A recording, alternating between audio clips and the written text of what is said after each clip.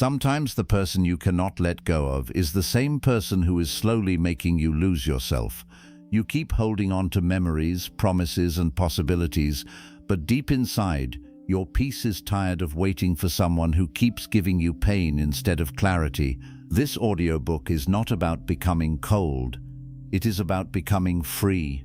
It is about learning how to release people, memories, and attachments without losing your kindness, your dignity, or your heart. The art of letting go begins when you stop begging the past to become beautiful again and start choosing the future that is still waiting for you. Before this audiobook begins, ask yourself one honest question. How much longer will you keep holding on to what keeps hurting you? Chapter 1. Letting go begins when you stop lying to yourself. The first step in letting go is not deleting a number, removing a photo, walking away from a place, or pretending you no longer feel anything. The first real step in letting go is much deeper than that. It begins the moment you stop lying to yourself about what is really happening. It begins when you finally admit that the thing you are holding on to is not giving you peace anymore. It begins when you stop calling pain love, stop calling confusion patience, and stop calling emotional neglect a difficult phase. Many people stay trapped because they are not attached to the truth. They are attached to the version of the story they wish was true. They keep saying, maybe they still care. They keep saying, maybe they will change. They keep saying, maybe I am overthinking. But deep inside, there is a quiet voice that already knows. You know when someone is no longer choosing you with the same heart.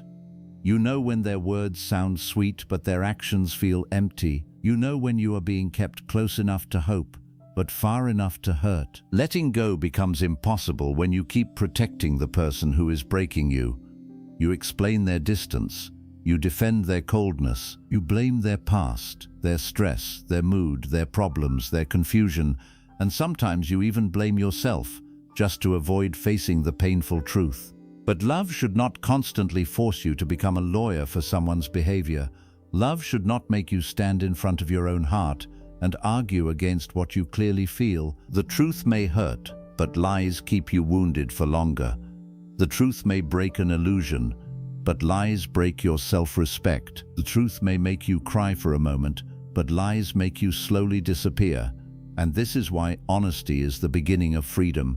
You cannot heal from what you keep denying. You cannot move on from what you keep romanticizing.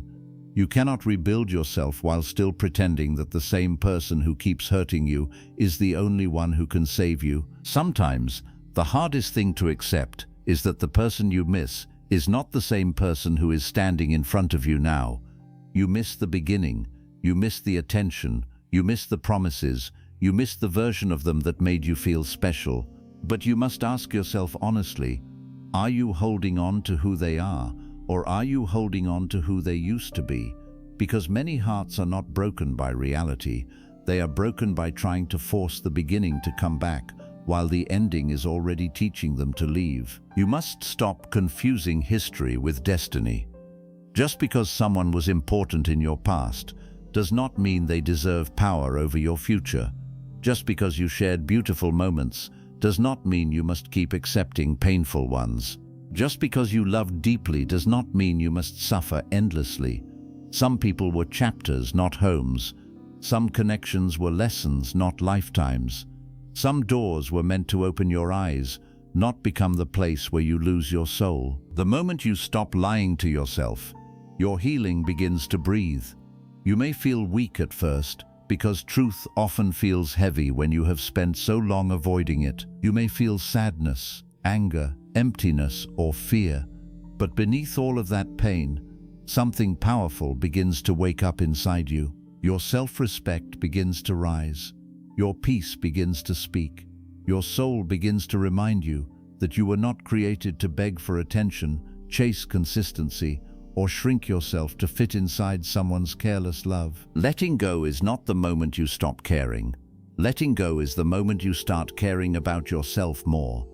It is the moment you realize that your heart is not a waiting room for people who are unsure about you. Your mind is not a prison for old memories. Your life is not a place where someone can come and go whenever they want. leaving you broken every time they disappear. You are not here to be chosen only when someone is lonely. You are not here to be loved only when it is convenient. So be honest with yourself. Look at what happened without decorating it. Look at their actions without softening them. Look at your pain without minimizing it. Stop asking, "What if they come back?" and start asking, "What did I lose in myself while waiting for them?" Stop asking, "Why did they change?" and start asking, "Why am I still holding on to someone who makes me question my worth?" Stop asking, "Do they miss me?" and start asking, "Do I miss the peace I had before this pain?" Because the truth is this: you do not lose yourself all at once. You lose yourself slowly, every time you ignore what hurts you, every time you accept less than you deserve, every time you silence your feelings to keep someone comfortable, every time you choose their presence over your peace. But the beautiful thing is, you can also return to yourself slowly, one honest decision at a time, one boundary at a time, one day of not going back at a time, one moment of choosing peace over attachment at a time. This is where the art of letting go truly begins. Not with anger, not with revenge, not with pretending you are fine. It begins with honesty. It begins with the courage to say, "This hurt me." It begins with the strength to say, "This is not love if it keeps destroying my peace." It begins with the quiet power to say, "I can love what was, but I will no longer lose myself for what is no longer good for me." And when you finally stop lying to yourself, you will understand something that changes everything. Letting go was never about losing them. It was about saving you. Chapter 2. You are not losing them. You are finding yourself. One of the hardest parts of letting go is the feeling that you are losing something you may never find again. You feel like you are losing a person, a connection, a dream, a future, a home you built inside your heart, and a version of life you had already imagined so clearly that it almost felt real. You think about the conversations that could have happened, the apologies that never came, the change you waited for, and the love you believed would become stronger if you just stayed a little longer. But sometimes, what feels like loss is not really loss. Sometimes what you are calling the end is actually the beginning of your return to yourself. When you are deeply attached to someone, it is easy to confuse their presence with your identity. You begin to measure your worth by how they treat you. If they reply, you feel calm. If they ignore you, you feel anxious. If they show affection, you feel valuable. If they become distant, you feel replaceable. Slowly, without noticing it, your emotions become controlled by someone else's behavior. Your day depends on their attention. Your peace depends on their mood. Your confidence depends on whether they choose you today or leave you wondering again. And this is how people lose themselves, not suddenly, but quietly, one emotional surrender at a time. The pain of letting go often becomes stronger because you believe you are losing them. But the deeper truth is that you have already been losing yourself for a long time. You lost a little of yourself every time you stayed silent when something hurt you because you were afraid of starting a conflict. You lost a little of yourself every time you accepted less than you needed because you were afraid of asking for too much. You lost a little of yourself every time you pretended to be okay so they would not think you were difficult. You lost a little of yourself every time you chose their comfort over your honesty, their presence over your peace, and their approval over your own self-respect. This is why letting go can feel like breaking, even when it is actually healing. When you finally step away from someone who controlled your emotions, your heart does not immediately feel free. At first, it feels empty, it feels confused, it feels like something is missing, because for so long your mind became used to waiting, hoping, checking, explaining, forgiving, and trying. Chaos became familiar to you, uncertainty became normal, emotional hunger became something you learned to survive with. So when peace finally arrives, it may feel strange. You may not recognize it at first because you are used to being in a constant battle for someone's love. But do not mistake peace for loneliness. Do not mistake calmness for emptiness. Do not mistake the absence of emotional drama for the absence of love. Sometimes the silence after letting go is not punishment. It is your soul breathing again. It is your nervous system learning that it no longer has to chase, prove, beg, wait, or prepare for disappointment. It is your heart slowly understanding that love should not feel like a place where you are always afraid of being abandoned. The quiet season after letting go is not where your life ends. It is where your real self begins to come back. You are not losing them. You are losing the version of yourself that kept begging to be understood by someone who refused to listen. You are losing the habit of explaining your pain to someone who kept causing it. You are losing the fear that you cannot be happy without their attention. You are losing the belief that your value depends on being chosen by someone who did not know how to choose you properly. You are losing the old pattern that made you think love must come with confusion, anxiety, and emotional exhaustion. And when those things leave your life, it may hurt, but it is not destruction, it is cleansing. Sometimes you do not miss the person as much as you miss the feeling you had in the beginning. You miss who you were before everything became complicated.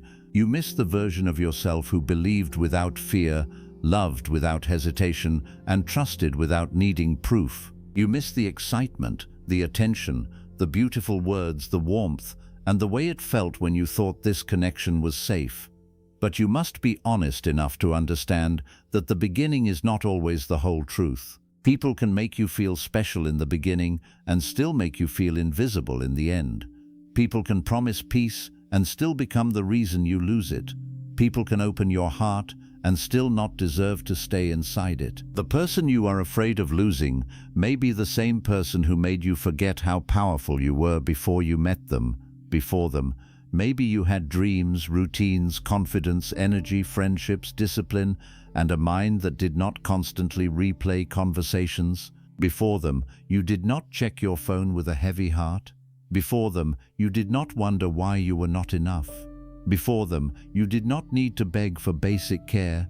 And now, after giving so much of yourself, you may look in the mirror and feel like you no longer recognize the person looking back. That is the sign, not that you need them more, but that you need yourself back. There is a difference between loving someone and abandoning yourself for them. Love does not ask you to become smaller. Love does not require you to silence your needs. Love does not make you feel guilty for wanting consistency, respect, honesty, and care. Love does not punish you for having feelings. Love does not make you feel like a burden simply because you want to be treated with kindness. If you had to lose your voice to keep the connection, then that connection was not protecting you. If you had to hide your pain to keep the peace, then it was not peace.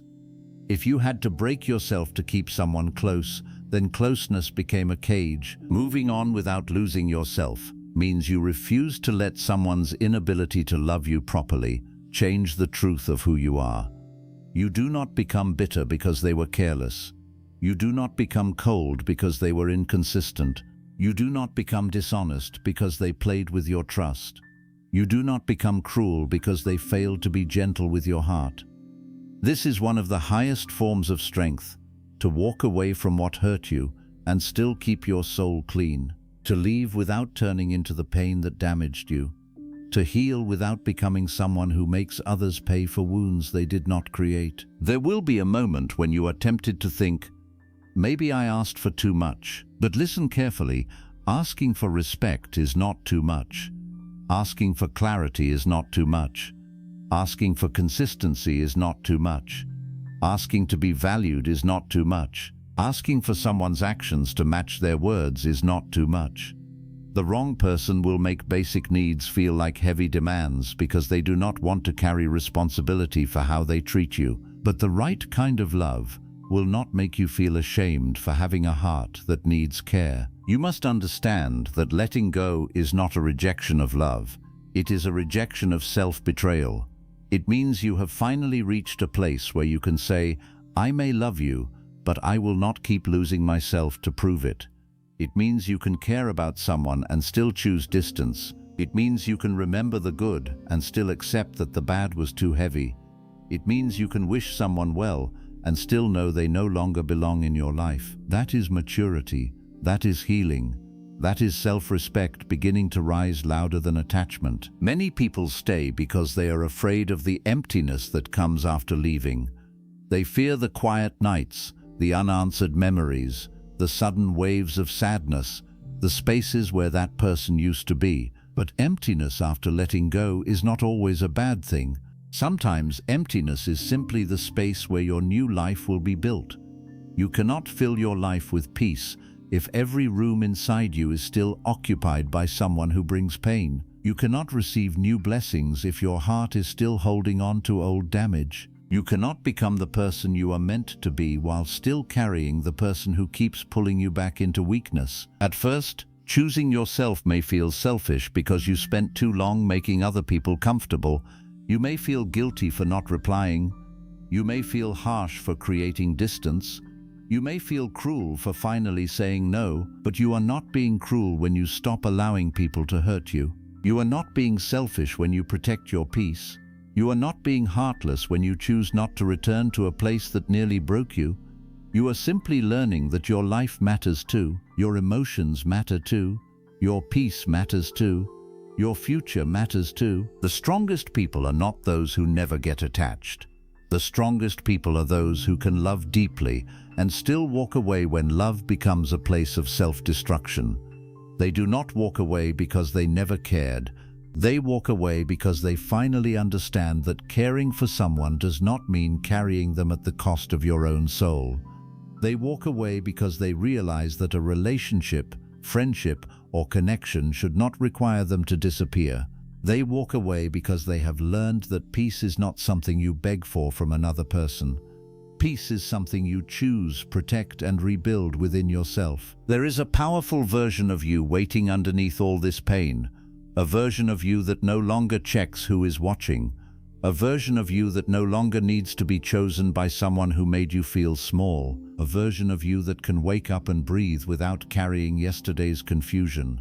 A version of you that remembers your own dreams, your own power, your own voice, your own beauty, your own direction. But that version cannot rise while you keep holding on to the person who keeps pulling you back into the old wound. So when your heart says, "I am losing them," answer your heart gently and say, "No, I am finding myself."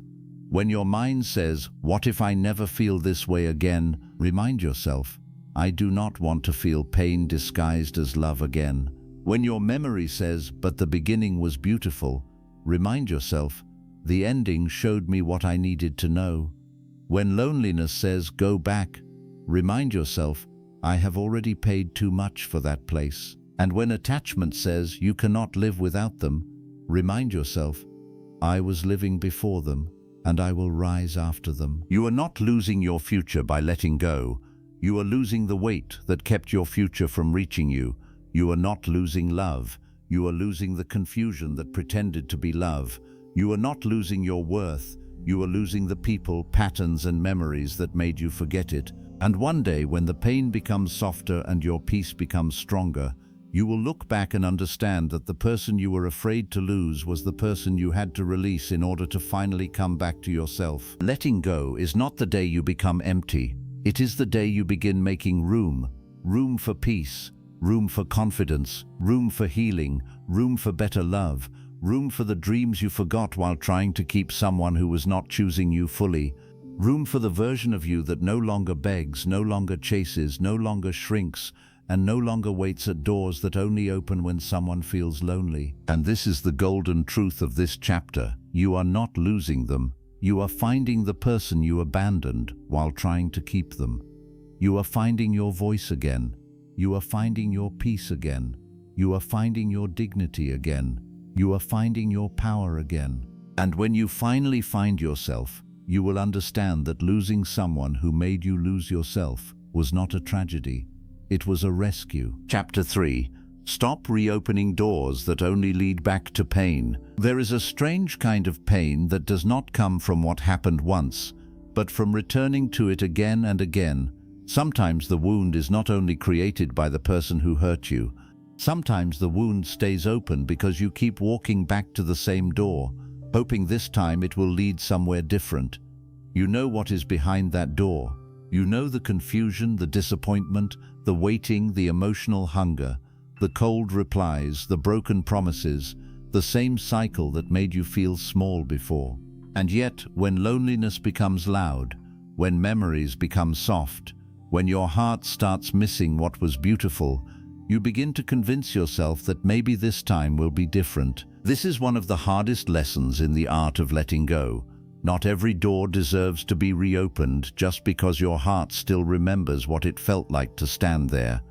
Some doors were closed because life was protecting you. Some endings happened because your soul was tired of being wounded in the same place. Some people were removed from your life, not because you were unworthy of love, but because their presence kept pulling you away from your peace, your confidence, and your true self. But attachment has a way of making pain look familiar, and familiarity can feel like home even when it is destroying you. Many people go back, not because the person changed, but because the pain of missing them feels stronger than the memory of how badly they hurt them. In the moment of weakness, the mind becomes selective. It remembers the good morning messages, but forgets the nights you cried yourself to sleep. It remembers the laughter, but forgets the silence that followed when you needed comfort. It remembers the first version of them, but ignores the final version that broke your peace. It remembers the promise, but forgets the pattern. And this is how people return to places they already survived. You must understand this deeply.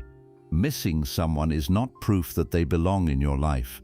Missing someone only means they had an emotional place inside you. It does not mean they were good for your future. It does not mean they are safe for your heart. It does not mean you should open the door again. You can miss a person and still know they are not healthy for you. You can care about someone and still choose distance. You can remember beautiful moments and still admit that the whole connection became too painful to keep. The heart can miss what hurt it, because attachment does not always follow wisdom. That is why you must learn to lead your heart with self-respect, not just emotion. Reopening painful doors can look harmless from the outside. It may look like checking their profile just once. It may look like reading old messages because you tell yourself you only want to remember. It may look like asking a friend how they are doing. It may look like replying to a message that does not deserve your energy. It may look like convincing yourself that a small conversation will not hurt, but every small return to the old cycle gives your heart new permission to hope again. And hope in the wrong place becomes a chain. It keeps you tied to someone who has already shown you that they do not know how to love you with care. Sometimes the door does not reopen with a loud emotional decision. Sometimes it reopens quietly. You are doing well for a few days. You feel stronger. You stop thinking about them every hour. You begin to breathe again. Then suddenly a memory comes, a song plays, a place reminds you, a date appears, a message arrives, a dream brings them back. And just like that, your heart starts negotiating with your mind. It says, maybe I should reach out. Maybe enough time has passed. Maybe they regret it now. Maybe they miss me. Maybe I was too hard. Maybe I should not have left. But before you follow that feeling, you must ask yourself the question attachment never wants you to ask. What did this door cost me the last time I walked through it? Did it cost you your peace? Did it cost you sleep? Did it cost you confidence? Did it cost you your appetite, your focus, your dignity, your self-respect? Did it make you question your worth? Did it make you beg for clarity? Did it make you feel like you were too much for wanting the bare minimum? Did it turn you into someone anxious, insecure, and emotionally exhausted? If the answer is yes, then you must stop calling that door love. Sometimes a door is not a doorway to happiness. Sometimes it is a doorway back to the version of you that you are trying to heal from. One of the reasons people reopen painful doors is because they are waiting for a different ending. They want the apology. They want the explanation. They want the person to finally admit what they did. They want the conversation where everything makes sense. They want to hear, I hurt you, I was wrong, I should have valued you. And because that moment never came, they keep returning, hoping closure will be waiting behind the same door that gave them confusion. But closure is not always something another person gives you. Sometimes closure is what you give yourself when you stop needing the person who hurt you to explain why they did not protect your heart. There are people who will never give you the apology you deserve. because apologizing would require them to face the truth they have been avoiding. There are people who will never admit the damage because denial is easier than accountability. There are people who will rewrite the story, minimize your pain, blame your reaction, or act like nothing happened because accepting responsibility would disturb the image they have of themselves. If you keep waiting for these people to hand you closure, you will stay emotionally trapped in a room they already walked out of. Your healing cannot depend on someone else's honesty. You must learn to close doors without receiving perfect answers. You must learn to walk away without every question being solved. You must learn to accept that sometimes the way a person treated you is the answer. Their inconsistency was the answer. Their silence was the answer. Their lack of effort was the answer. Their repeated behavior was the answer. Their ability to lose you and still not fight for you was the answer. You do not always need one final conversation. Sometimes you need one final decision. I will not return to what keeps making me lose myself. The dangerous thing about reopening old doors is that the first step back often feels comforting.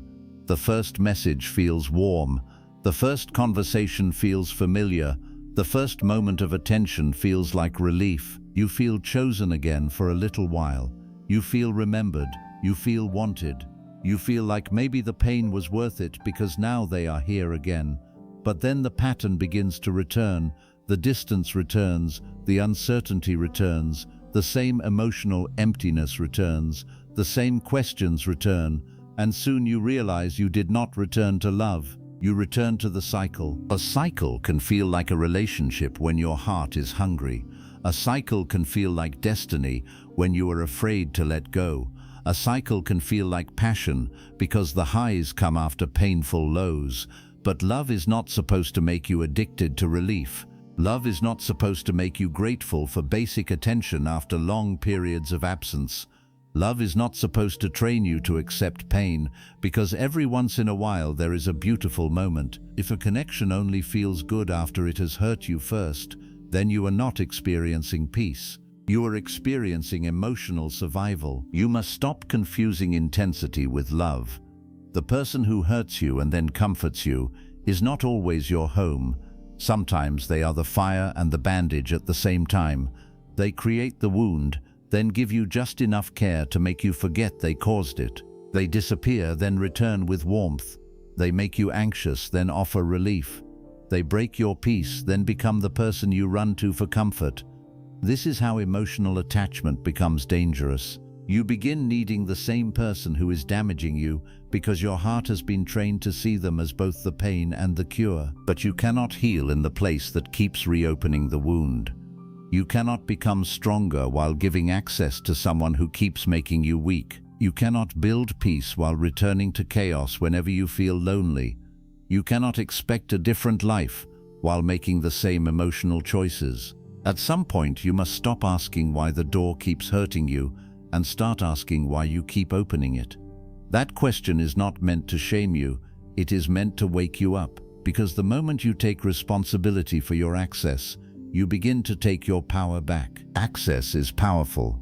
When someone no longer deserves your emotional space, you must stop giving them free entry into your mind, your phone, your heart, your time, and your future. Some people should not be blocked because you hate them. Some people should be blocked because you are healing. Some conversations should not be avoided because you are immature. They should be avoided because you are finally mature enough to know what they will cost you. Some distances are not bitterness, they are protection. Some silence is not weakness, it is discipline. Some endings are not cruelty, they are self-respect. You must learn to protect yourself from your own soft moments, because often it is not your strong self that reopens the door. It is the tired self, the lonely self, the version of you that remembers how it felt to be held, chosen, or noticed. The version of you that does not want to start over. The version of you that is afraid no one else will understand you. The version of you that wants comfort quickly, even if that comfort comes with future pain. This is why healing requires awareness.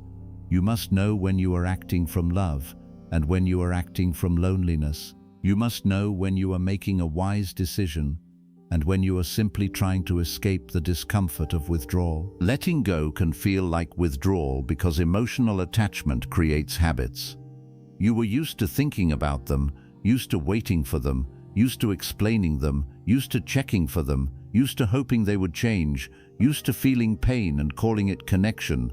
So when you stop, your mind does not immediately feel peaceful. It looks for the old pattern because the old pattern is familiar. This does not mean you made the wrong choice. It means your heart is learning a new life. Healing often feels uncomfortable in the beginning because peace is unfamiliar to a heart that lived too long in chaos. You have to be patient with yourself, but you also have to be firm with yourself. Be gentle with your pain, but strict with your boundaries. Tell yourself, I understand that I miss them, but I will not reopen the door. I understand that I feel lonely, but I will not go back to the place that made me feel alone while I was with them. I understand that part of me still hopes, but I will not sacrifice my healing for a possibility that has already hurt me many times. This is how you become strong, not by feeling nothing, but by refusing to obey every feeling that tries to pull you backward. The past can become a dangerous place when you visit it too often. At first, you visit to remember, then you visit to feel, then you visit to hope, then you visit to suffer, and slowly, the past becomes more alive than your present. You stop seeing the opportunities in front of you because your mind is still standing in yesterday.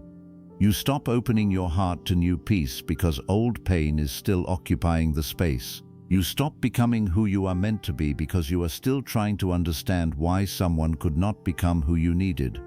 But you must remember, your future cannot enter a heart that keeps renting every room to the past. There are doors you must close not because the story meant nothing, but because your life means more. There are people you must release, not because you do not care, but because caring for them has started to become abandonment of yourself. There are memories you must stop feeding, not because they were fake, but because they are no longer a place where you can live. You can honor what was without returning to it. You can accept that something mattered without allowing it to control you forever.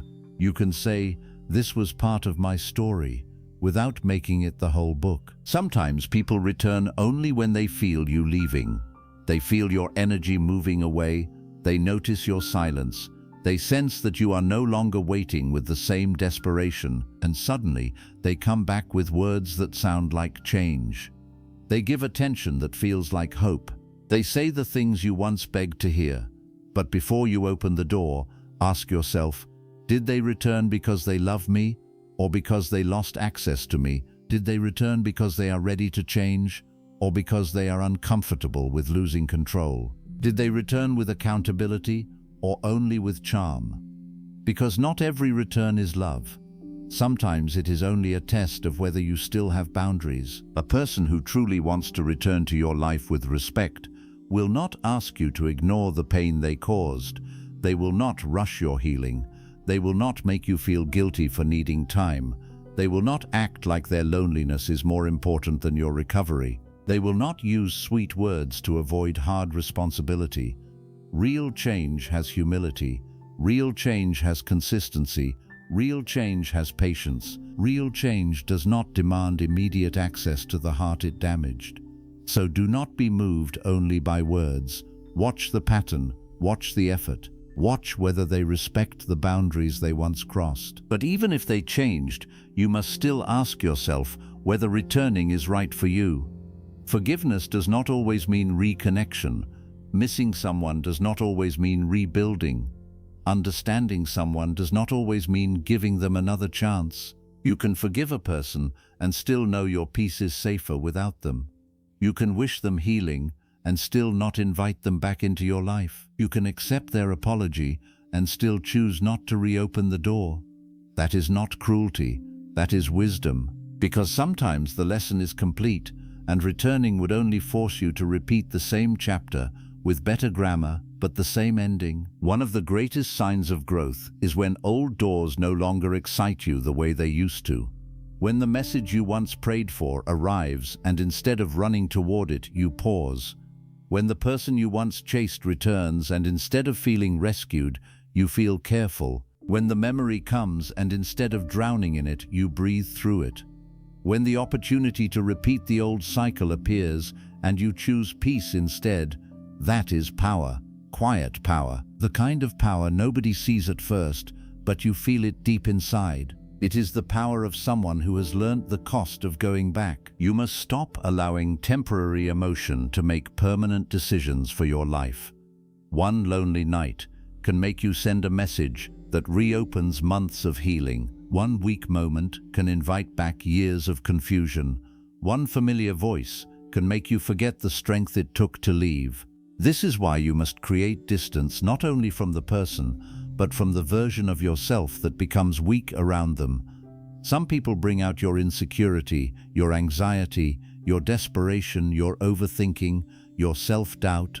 And if someone consistently brings out the most wounded version of you, you must stop calling their presence love. Healthy love should not make you feel like you are constantly auditioning for a stable place in someone's life.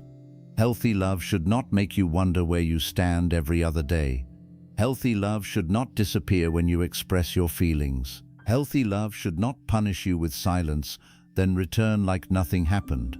Healthy love should not force you to become a detective, a beggar, a mind reader, and a self-blaming person just to feel emotionally safe. When a door leads you back to that version of yourself, closing it is not loss. Closing it is liberation. You owe yourself the discipline of not going back.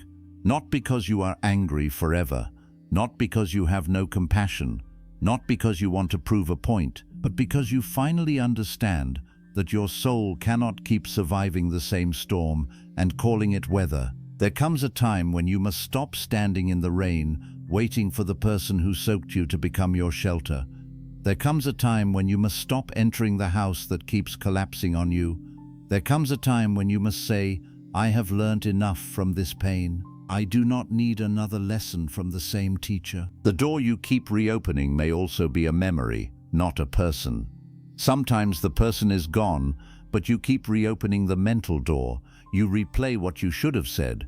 You imagine what they are doing. You create conversations that never happen. You wonder if they think about you. You build scenes in your mind where they return, regret, and finally see your value. But every time you do this, you give them another day of your life without them even being present. You let someone live inside your mind while your real life waits outside the door. This is why mental discipline is part of letting go. You must stop letting imagination keep alive what reality already ended. When the mind starts replaying, bring it back gently. Tell yourself, I do not need to solve this again. I do not need to suffer this again. I do not need to reopen this story tonight. I already know what happened. I already know how it made me feel. I already know what returning costs me. Then choose something that brings you back to yourself. Breathe, walk, write, pray in your own way, work on your future, clean your space, rest your body, call back your energy from the places where it has been trapped. You cannot always stop a memory from appearing, but you can stop building a home inside it. Some people are emotional doors to old versions of you. When you open them, you become the insecure you again, the waiting you again, the begging you again, the overthinking you again, the self-abandoning you again. And when you close them, you may grieve, but you also grow. You may cry, but you also rise. You may miss them, but you also remember yourself. That is the trade. Going back gives temporary comfort and long-term pain. Moving forward gives temporary discomfort and long-term peace. Choose the pain that builds you, not the pain that breaks you. The future will not always arrive loudly. Sometimes it arrives quietly, disguised as distance from what once controlled you. It arrives as a day when you do not check. It arrives as a night when you do not cry. It arrives as a morning when you wake up and realize their absence no longer feels like the end of the world. It arrives as a moment when you hear their name and your heart does not collapse. It arrives as a small smile that belongs only to you. It arrives as peace, slowly returning to the rooms inside you that pain once occupied. But that future can only enter when you stop reopening the door to the past. You must trust the version of yourself that chose to leave. That version was not foolish. That version was not dramatic. That version saw something, felt something, survived something. That version reached a point where staying became heavier than walking away. So when loneliness tries to rewrite history, trust the version of you who cried through the truth. Trust the version of you who knew you could not keep living that way. Trust the version of you who finally chose peace, even with a shaking heart. Do not betray that version just because the wound is starting to miss the knife. There is nothing weak about needing time. There is nothing wrong with grieving. There is nothing shameful about missing someone you had to leave. But there is power in grieving without returning. There is strength in missing without messaging. There is courage in loving from a distance because closeness became harmful. There is maturity in refusing to reopen a door simply because your emotions are loud. You can feel the sadness and still choose yourself. You can feel the pull and still walk forward. You can remember the good and still refuse to forget the damage. The art of letting go is not about slamming every door with hatred. It is about closing the doors that no longer lead to your growth. It is about understanding that every return is not healing, every familiar place is not home, every apology is not transformation, and every memory is not a sign to go back. Sometimes the most loving thing you can do for yourself is to leave a door closed and allow your heart to stop bleeding near it. So when the old door calls your name, do not answer too quickly.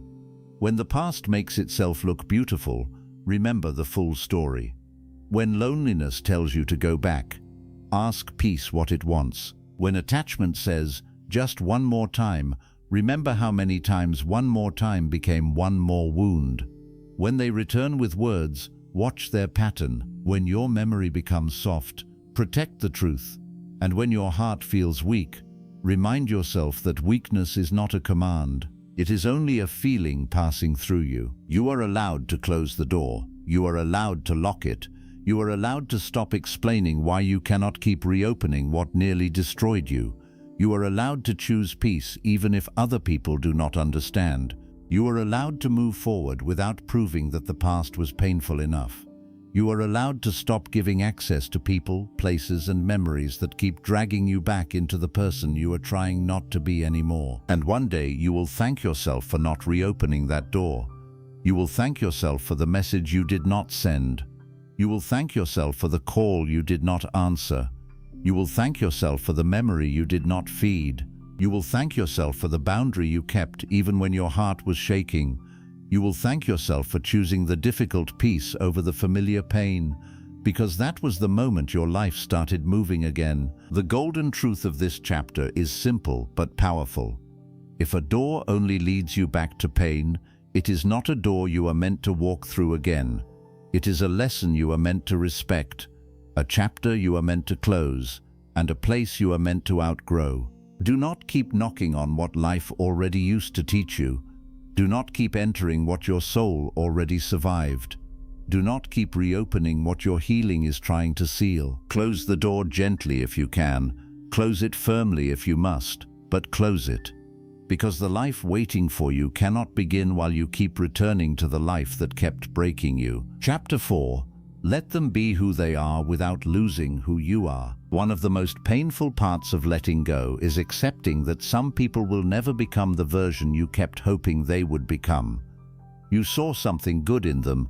You believed in their hidden softness, their possible change, their better side, their future self, their wounded heart, their excuses, their reasons, and the person they could have been if they had chosen growth instead of repeating the same patterns. You kept giving them chances not because you were blind, but because your heart was generous.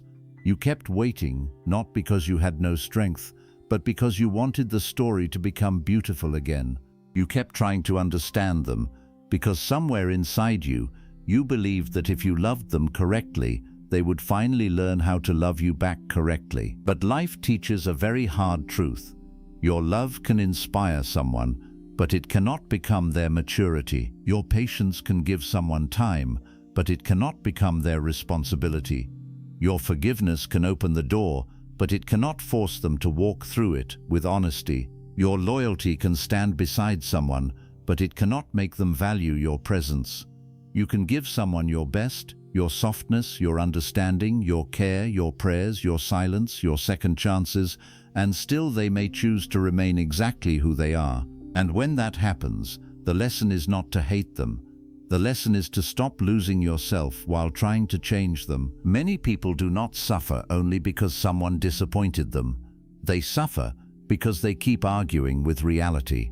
They keep fighting what is clearly being shown. They keep saying they are not really like this, even while their actions keep proving otherwise.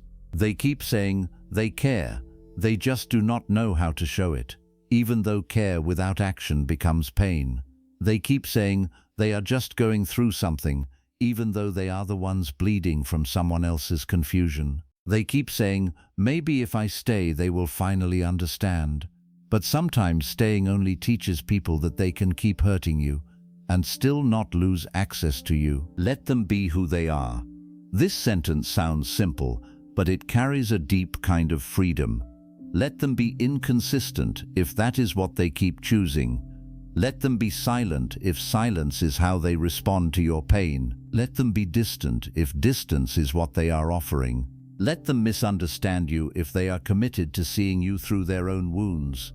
Let them walk away if they do not know how to stay with respect. Let them lose you if they are careless with the heart that once tried to understand them. But while you let them be who they are, do not lose who you are.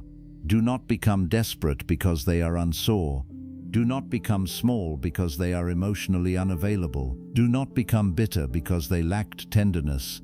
Do not become cruel because they did not know how to be kind. There is a difference between accepting someone and sacrificing yourself for them.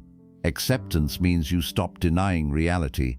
Self-sacrifice means you keep breaking yourself to survive inside it. Acceptance says, this is who they are showing me they are. Self-sacrifice says, maybe I can keep hurting until they become different. Acceptance is freedom. Self-sacrifice is a prison with beautiful memories on the walls. And too many people confuse the two. They think loving someone means tolerating everything. They think being understanding means having no boundaries. They think forgiveness means giving repeated access. But real love should never require the death of your self-respect. You must understand that people reveal themselves through patterns, not promises. A promise can be made in one emotional moment, but a pattern is built through repeated behavior. Someone can promise they will change, but if the same wound keeps returning in different words, then the pattern is speaking louder than the promise. Someone can say they care, but if they keep disappearing when your heart needs safety, their pattern is telling the truth. Someone can say you matter, but if they only show up when they need you, their pattern is telling the truth. Someone can say they are sorry, but if their apology has no transformation, their pattern is telling the truth. Let people speak, but listen to how they live. The mistake many good-hearted people make is that they fall in love with potential. They do not love what is present. They love what could be. They love the imagined future where this person becomes softer, kinder, more consistent, more honest, more emotionally available, more grateful, more careful with their words, more aware of their damage, more ready to love properly. And because the future version feels so beautiful in the mind, they keep accepting the painful version in reality. They keep waiting for the seed to become a tree, even when the soil is poisoned. They keep watering something that refuses to grow, then wonder why they feel drained. Potential is not a relationship. Potential is not safety. Potential is not commitment. Potential is not peace. Potential is only a possibility, and a possibility cannot hold you at night when your heart is tired. A possibility cannot build trust after repeated pain. A possibility cannot protect your peace. A possibility cannot love you in the present. If someone's future version is the only thing keeping you attached, then you are not holding on to a person.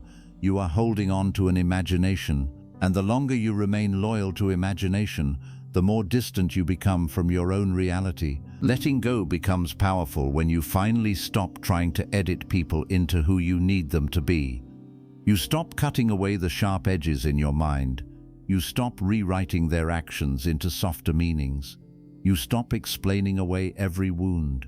You stop telling yourself that the person who keeps making you feel unwanted secretly loves you deeply. You stop turning small moments of kindness into proof that the whole relationship is healthy. You stop using the good moments to erase the bad patterns. You stop making your heart survive on emotional crumbs and calling it patience. There is a kind of exhaustion that comes from always being the one who understands. You understand their past. You understand their stress. You understand their fear. You understand their trauma. You understand their communication style. You understand why they are distant, why they are cold, why they are inconsistent, why they push you away, why they come back, why they cannot express themselves, why they hurt you without meaning to. But who understands you? Who sits with your pain? Who holds space for the emotional weight you carry? Who asks what it cost you to keep understanding someone who rarely understood you? You cannot keep being the safe place for someone who keeps becoming a storm in your life. You cannot keep being patient with someone while becoming impatient with your own healing. You cannot keep protecting their wounds while ignoring the wounds they are creating inside you. Compassion is beautiful, but compassion without boundaries becomes self-destruction. You can understand why someone is broken and still refuse to let their brokenness cut you. You can have empathy for someone's past and still protect your future. You can wish them healing and still decide that your heart is no longer the place where they get to practice hurting people until they learn better. Let them be who they are. Let them choose what they choose. Let them speak how they speak. Let them act how they act. Let them show you their level of respect, their level of maturity, their level of effort, their level of honesty, their level of love. Then believe what they show you. Do not keep forcing your heart to believe in what they could be when their actions are clearly revealing what they are willing to be right now. Love is not measured by how beautiful someone sounds when they fear losing you. Love is measured by how carefully they treat you when they already have access to you. Sometimes people only become loving when they feel you pulling away. They become soft when you stop begging. They become attentive when you become silent. They become interested when they feel your energy leaving. They give you the version of themselves you wanted, but only when they sense that their access is in danger. And because your heart has waited so long for that version, you may be tempted to believe the change is real. But before you return, ask yourself, were they changing because they finally valued me? Or were they reacting because they were losing control? Did they become better because they understood my pain? Or because they felt the consequences of ignoring it? Real change does not appear only when access is threatened. Real change continues when things become comfortable again. Real change does not demand that you forget the past immediately. Real change does not rush you to trust again. Real change does not become angry when you need proof. Real change understands that the wound it caused will need time to close. Real change is humble. Real change is patient. Real change is consistent. Real change does not use your forgiveness as a shortcut back into your life. So if someone returns with sweet words but no deep accountability, let them be. Do not hand your healing back to the same hands that dropped it before. You are not responsible for convincing anyone to love you properly. This is one of the most freeing truths you will ever learn. You do not have to perform for love. You do not have to become less emotional, less honest, less needy, less expressive, less human, just to make someone stay. You do not have to keep proving that you are worth effort. You do not have to explain why respect matters. You do not have to teach someone basic kindness while they enjoy the benefits of your loyalty. You do not have to stand before someone with your heart open, asking them to see the value that they should have recognized without needing to destroy you first. If someone makes you feel difficult for needing clarity, let them be. If someone makes you feel weak for having feelings, let them be. If someone makes you feel guilty for asking to be treated with care, let them be. If someone makes you feel replaceable when all you gave them was loyalty, let them be. But do not let their inability to value you become the reason you stop valuing yourself. Do not let their emotional immaturity convince you that your needs are too heavy. Do not let their distance make you chase. Do not let their coldness make you beg. Do not let their confusion make you abandon your own truth. There are people who will never understand your heart because they never intended to hold it with care. They may hear your words, but they will not feel their weight. They may see your tears, but they will not change their behavior. They may know they hurt you, but they will still choose comfort over accountability. They may apologize, but only enough to end the conversation, not enough to transform the pattern. And you must stop expecting emotional depth from people who keep proving they are only capable of shallow care. You cannot keep pouring your ocean into someone who only came with a cup. One of the hardest freedoms is allowing people to misunderstand you without chasing them to explain. You may want to correct their version of the story. You may want them to know how deeply they hurt you. You may want them to understand that you were not too sensitive, you were not dramatic, you were not asking for too much. You were not trying to control them. You were only asking for honesty, effort, and basic respect. But some people are committed to misunderstanding you because understanding you would require them to face themselves. And if someone needs to make you the problem to avoid seeing their own behavior, no explanation from you will set you free. Silence will. There is power in not explaining yourself to people who benefit from not understanding you.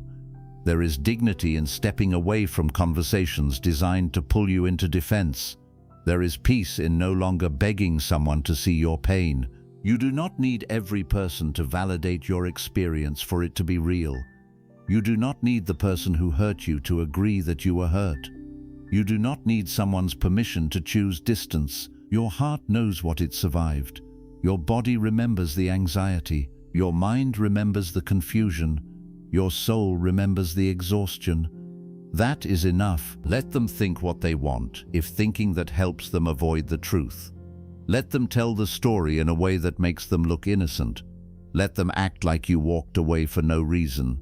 Let them say you changed. Let them say you became cold. Let them say you gave up. Let them say whatever protects their ego. But do not return to the fire just to prove you were burned. Do not reopen the wound just to show them blood. Do not sacrifice your peace trying to control how someone describes the ending. The people who truly know your heart will understand. The people who do not want to understand were never safe judges of your truth. Sometimes the deepest letting go is not letting go of the person. It is letting go of the need for them to understand.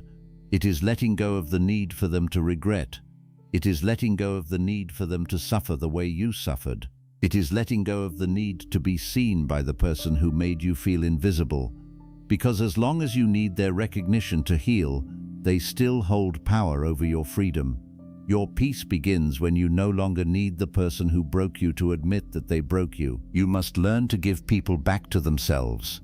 That means you stop carrying their growth. You stop carrying their emotional homework. You stop carrying the responsibility for their choices. You stop carrying the burden of making them better. You stop trying to rescue someone who keeps choosing the same water they are drowning in.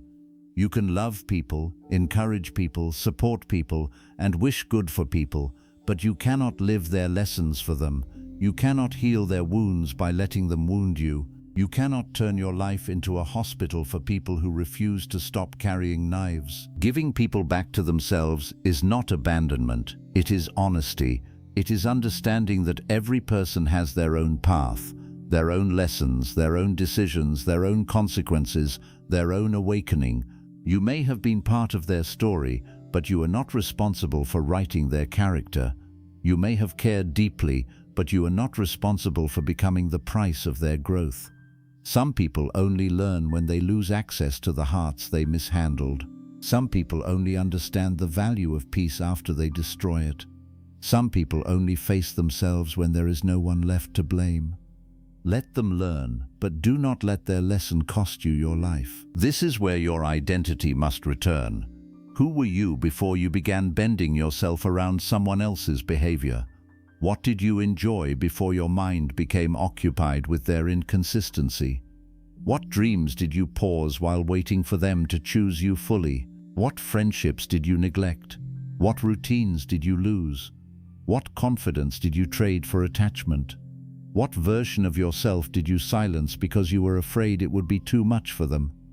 Letting go is not only about releasing them, it is about returning to every part of you that was abandoned in the process of keeping them. You may have to rebuild slowly. You may not immediately remember who you are. After a long season of emotional confusion, peace can feel unfamiliar. Confidence can feel like something you must learn again. Your voice may shake when you set boundaries. Your heart may feel guilty when you choose yourself. Your mind may keep asking whether you are doing the right thing. But every day you refuse to lose yourself again, you become clearer. Every time you choose rest over anxiety, you return. Every time you choose silence over begging, you return. Every time you choose your future over an old pattern, you return. Every time you stop shaping yourself around someone else's emotional absence, you return. Do not let someone's behavior turn you into a person you no longer respect. This matters deeply. Pain can tempt you to become what hurt you.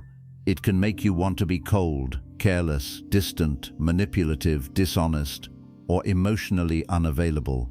It can make you think that softness is weakness and trust is foolish. But do not let a painful connection steal the beauty of your character. Let it make you wiser, not harder in the wrong way. Let it make you more selective, not bitter. Let it make you more peaceful, not lifeless. Let it teach you boundaries, not hatred. The goal is not to become unreachable. The goal is to become unavailable to disrespect while remaining alive to real love. Your heart can stay soft and still be protected. Your kindness can remain, but it does not have to be offered without limits. Your love can remain, but it does not have to be given to people who treat it carelessly. Your forgiveness can remain, but it does not have to reopen every door. Your compassion can remain, but it does not have to cancel your self-respect. This is emotional maturity. It is not letting pain make your heart ugly. It is letting pain teach your heart wisdom. There will be people who preferred the version of you that had no boundaries. They liked you more when you were always available, always understanding, always forgiving, always waiting, always saying yes, always absorbing the pain without demanding change. When you finally begin to protect yourself, they may call you selfish, they may call you cold, they may act wounded by the boundaries they forced you to create. They may say you are not the same person anymore, and in a way they are right. You are not the same. You are no longer the person who will abandon yourself just to keep someone comfortable. Let them be uncomfortable with your growth. Let them be surprised by your silence. Let them be confused by your strength. Let them be disappointed that you no longer give unlimited chances. Let them be upset that your peace now has gates. Their reaction to your boundaries is not proof that your boundaries are wrong. Often it is proof that the old version of you gave too much access. People who benefited from your lack of self-protection will rarely celebrate when you start protecting yourself. But you are not healing for their approval. You are healing for your freedom. The art of letting go requires you to stop chasing emotional justice from people who are not emotionally honest. You may want life to show them what they did. You may want them to feel your absence. You may want them to wake up one day and realize the damage. You may want them to come back with regret in their voice and softness in their heart. But while you are waiting for their regret, your life is waiting for your attention. Do not let the desire to be proven right keep you tied to the person who did you wrong. Sometimes your greatest justice is not watching them suffer. It is watching yourself heal. Healing does not need them to become the villain. Healing does not need you to replay the evidence every day. Healing does not need you to convince the world that you were hurt. Healing needs you to come back to your own body, your own breath, your own work, your own dreams, your own peace. Healing needs you to stop living in reaction to someone else. Healing needs you to stop building your identity around what they did. You are more than the person who was hurt. You are more than the one who stayed too long. You are more than the one who got disappointed. You are still a whole life, a whole future, a whole soul, a whole story. Let them be the person they are choosing to be, but you must become the person your future needs you to be. You cannot control whether they mature, but you can control whether you keep shrinking. You cannot control whether they apologize, but you can control whether you keep waiting. You cannot control whether they understand, but you can control whether you keep explaining. You cannot control whether they value you, but you can control whether you keep giving your value away to someone who treats it cheaply. Your power begins where your control returns to you. This is why letting go is not weakness. It is one of the strongest decisions a person can make. It is easy to stay attached to what is familiar. It is easy to keep hoping. It is easy to return to old patterns because they require no new courage. But to stand up inside your own pain and say, I will not lose myself here anymore, that is strength. To love someone and still choose distance because closeness is damaging you, that is strength. To walk away without hatred, without revenge, without destroying yourself, that is strength. To let them be who they are while refusing to become less than who you are, that is strength. There will be moments when you question yourself. You will wonder if you should have been more patient. You will wonder if you were too emotional. You will wonder if maybe you gave up too soon. But remember how long you waited before reaching this point. Remember how many times you explained. Remember how many nights you fought with your own thoughts. Remember how many chances you gave. Remember how many times your heart tried to make it work. You did not walk away because of one mistake. You walked away because the pattern became heavier than the promise. You walked away because your soul was tired of surviving what should have been safe. Some people are not bad people, but they are still not good for your peace. This is important. Letting go does not always require hatred. Sometimes the person has good qualities, sometimes they made you laugh, sometimes they helped you in certain moments. Sometimes they were kind in ways you will always remember. Sometimes the connection had real beauty, but a few beautiful memories do not erase a repeated, painful reality. A person can have good inside them and still not be good for you. A connection can have love inside it and still not be healthy enough to keep. You are allowed to leave something that has beautiful pieces if the whole thing keeps breaking you. Do not let guilt trap you in places wisdom is trying to free you from. Guilt will say, but they need me. Wisdom will say, but I am disappearing. Guilt will say, but they have been through so much. Wisdom will say, but their pain does not give them permission to keep hurting me. Guilt will say, but what if they change after I leave? Wisdom will say, then their change can belong to their future, but my healing belongs to me now. Guilt will say, but I still care. Wisdom will say, then care from a distance where I am safe. Your loyalty is precious, but it must have direction. Loyalty to someone who keeps betraying your peace becomes betrayal of yourself. Loyalty to a memory that no longer matches reality becomes emotional imprisonment. Loyalty to a person who is not loyal to your well-being becomes self-abandonment. Be loyal, yes, but be loyal to your values, your peace, your healing, your dignity, your future, and the person you are becoming. Do not make your loyalty a weapon against your own heart. When you let people be who they are, you stop taking their behavior as your identity. Their inability to show up does not mean you are not worth showing up for. Their silence does not mean your voice has no value. Their rejection does not mean you are not enough. Their inconsistency does not mean you are hard to love. Their immaturity does not mean your needs are unreasonable. Their carelessness does not mean your heart is too much. People act from their own level of awareness. Wounds, choices, fears, and character. Do not turn their limitations into your definition. The right people will not require you to lose yourself to keep them. The right people will make your nervous system feel safe, not constantly alert. The right people will not make you beg for honesty. The right people will not punish your vulnerability. The right people will not make basic respect feel like a luxury. The right people will not treat your presence as something they can use when convenient and ignore when comfortable. But to make room for the right people, you must stop giving emotional space to those who keep proving they cannot meet you with care. This chapter is not about blaming them. It is about freeing you. Blame can keep you connected. Anger can keep you attached. Replaying the pain can keep you standing in the same room. Freedom comes when you stop needing to change them, stop needing to punish them, stop needing to convince them, stop needing to be chosen by them, stop needing them to become different for you to become okay. Freedom comes when you say, this is who they are. This is what happened. This is what it cost me. And now I choose myself. There is a quiet grief in accepting reality. You may grieve the person you hoped they would become. You may grieve the future you imagined. You may grieve the version of yourself who believed so purely. You may grieve the time you spent waiting.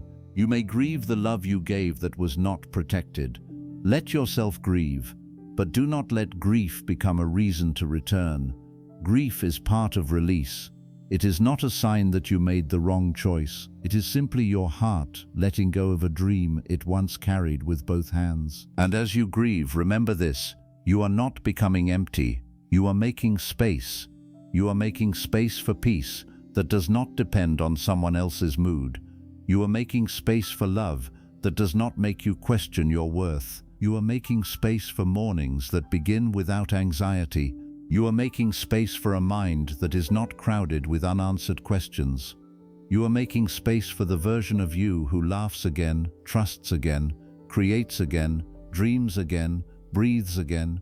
You are making space for yourself. Let them be who they are. Let them grow when they are ready. Let them learn when life teaches them. Let them face the consequences of their choices. Let them tell their version. Let them walk their path. Let them become better or stay the same. That is no longer your burden to carry. Your burden is to heal. Your work is to return. Your responsibility is to stop abandoning yourself in places where you are not being loved with care. And while they are being who they are, you must be who you are. Be someone who chooses peace over chaos. Be someone who respects the truth, even when it hurts. Be someone who does not turn pain into cruelty. Be someone who knows when to stay soft and when to stand firm. Be someone who can love deeply without becoming a prisoner of attachment. Be someone who can walk away without losing dignity. Be someone who no longer begs for a seat in a life where your heart is treated like an option. The golden truth of this chapter is this: you cannot force people to become who you need, but you can refuse to lose yourself waiting for them to change. You can let them be confused without becoming confused about your worth. You can let them be distant without chasing. You can let them be careless without becoming careless with yourself. You can let them leave without following them into your own destruction. You can let them remain exactly who they are, while you become exactly who you were meant to be. This is the art of letting go at its deepest level, not controlling, not begging, not chasing, not proving, not shrinking, not hardening, simply seeing clearly, accepting fully, releasing gently, and choosing yourself with a strength that no longer needs permission. Let them be who they are. But from this moment forward, do not lose who you are for them again. Chapter 5. Healing is not forgetting. It is remembering yourself more. Healing is not the moment you erase someone from your memory. Healing is not the day you wake up and suddenly feel nothing. Healing is not pretending the past never touched you, never changed you, never hurt you, never left a mark on the quiet places inside your heart. Real healing is much deeper than forgetting. Real healing is when the memory still exists, but it no longer controls your breathing. It is when the past can appear in your mind, but it no longer has the power to pull you back into the same pain. It is when their name can cross your thoughts, but it does not command your emotions. It is when you can remember what happened without becoming trapped inside it again. Many people believe they are not healing because they still remember. They think, if I still think about them, maybe I have not moved on. If I still miss some moments, maybe I am weak. If I still feel pain sometimes, maybe I am still attached. But this is not always true. You can be healing and still remember. You can be moving forward and still feel a sudden wave of sadness. You can be stronger than before and still have soft places inside you. Healing does not mean the wound never existed. Healing means the wound is no longer bleeding every time life touches it. You must stop punishing yourself for having a heart. You are not a machine. You are not meant to delete emotions like files. You loved, you cared, you hoped, you believed in something. You gave time, energy, trust, attention, forgiveness, patience, and pieces of your soul to a connection that mattered to you. So of course it takes time to release it. Of course your mind returns sometimes. Of course your heart asks questions. Of course certain songs, places, words, dates, and memories still create a feeling inside you. This does not mean you are failing. It means you are human. The mistake many people make is that they confuse healing with emotional numbness. They think the goal is to become so cold that nothing touches them anymore. They think strength means never missing anyone, never crying, never feeling a memory, never needing time, never admitting that something hurt. But numbness is not healing. Numbness is often pain wearing armor. A person can become cold and still be wounded. A person can stop crying and still be broken. A person can say, "I do not care," and still be controlled by the thing they refuse to feel. Real healing is not becoming heartless. Real healing is becoming whole. To heal, you must let yourself feel the truth without letting the truth destroy you. You must be honest enough to say, "Yes, this hurt me." You must be gentle enough to say, "Yes, I need time." You must be strong enough to say, "Yes, I miss what was beautiful, but I will not return to what was breaking me." That is where healing begins to mature. Not in denial, not in pretending, not in forcing yourself to be okay before your heart is ready, but in learning how to hold the pain without becoming a prisoner of it. There is a version of healing that looks quiet from the outside but is deeply powerful on the inside. It is the moment you do not send the message you wanted to send. It is the moment you feel the memory coming but you do not let it control your whole day. It is the moment you wake up and choose your routine instead of checking whether they care. It is the moment you stop reading old conversations to hurt yourself with what no longer exists. It is the moment you stop asking people about them. It is the moment you realize you have gone one full day without making them the center of your mind.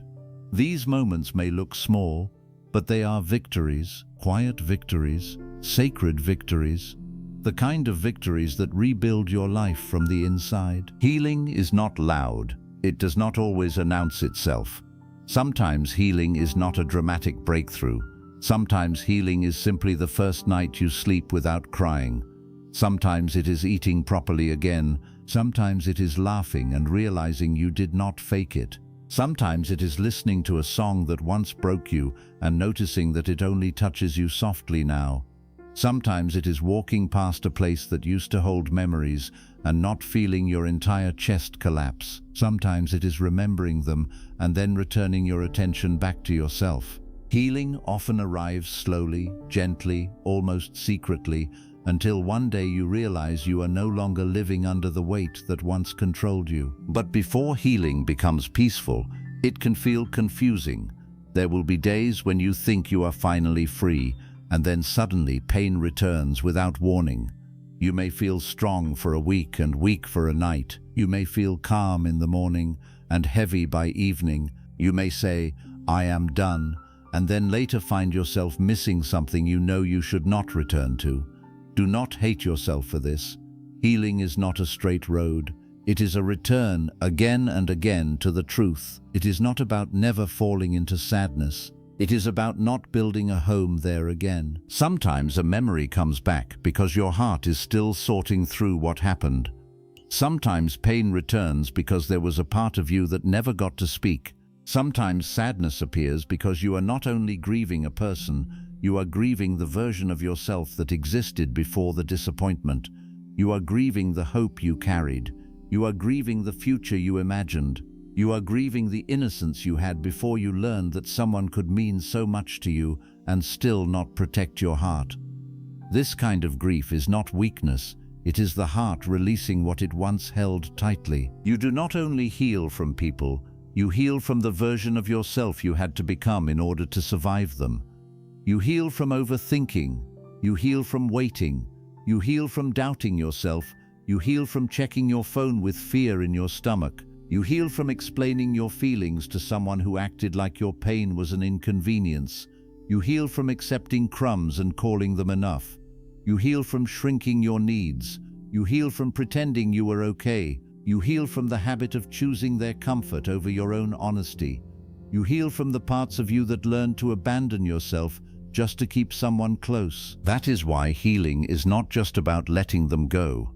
It is about calling yourself back, calling your mind back from their life, calling your heart back from their approval, calling your energy back from the old conversations, calling your confidence back from the moments they made you feel small, calling your voice back from the silence you kept to avoid losing them, calling your peace back from the hands that did not know how to hold it.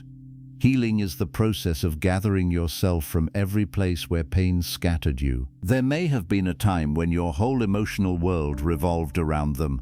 Their attention felt like sunlight. Their silence felt like darkness. Their approval felt like safety.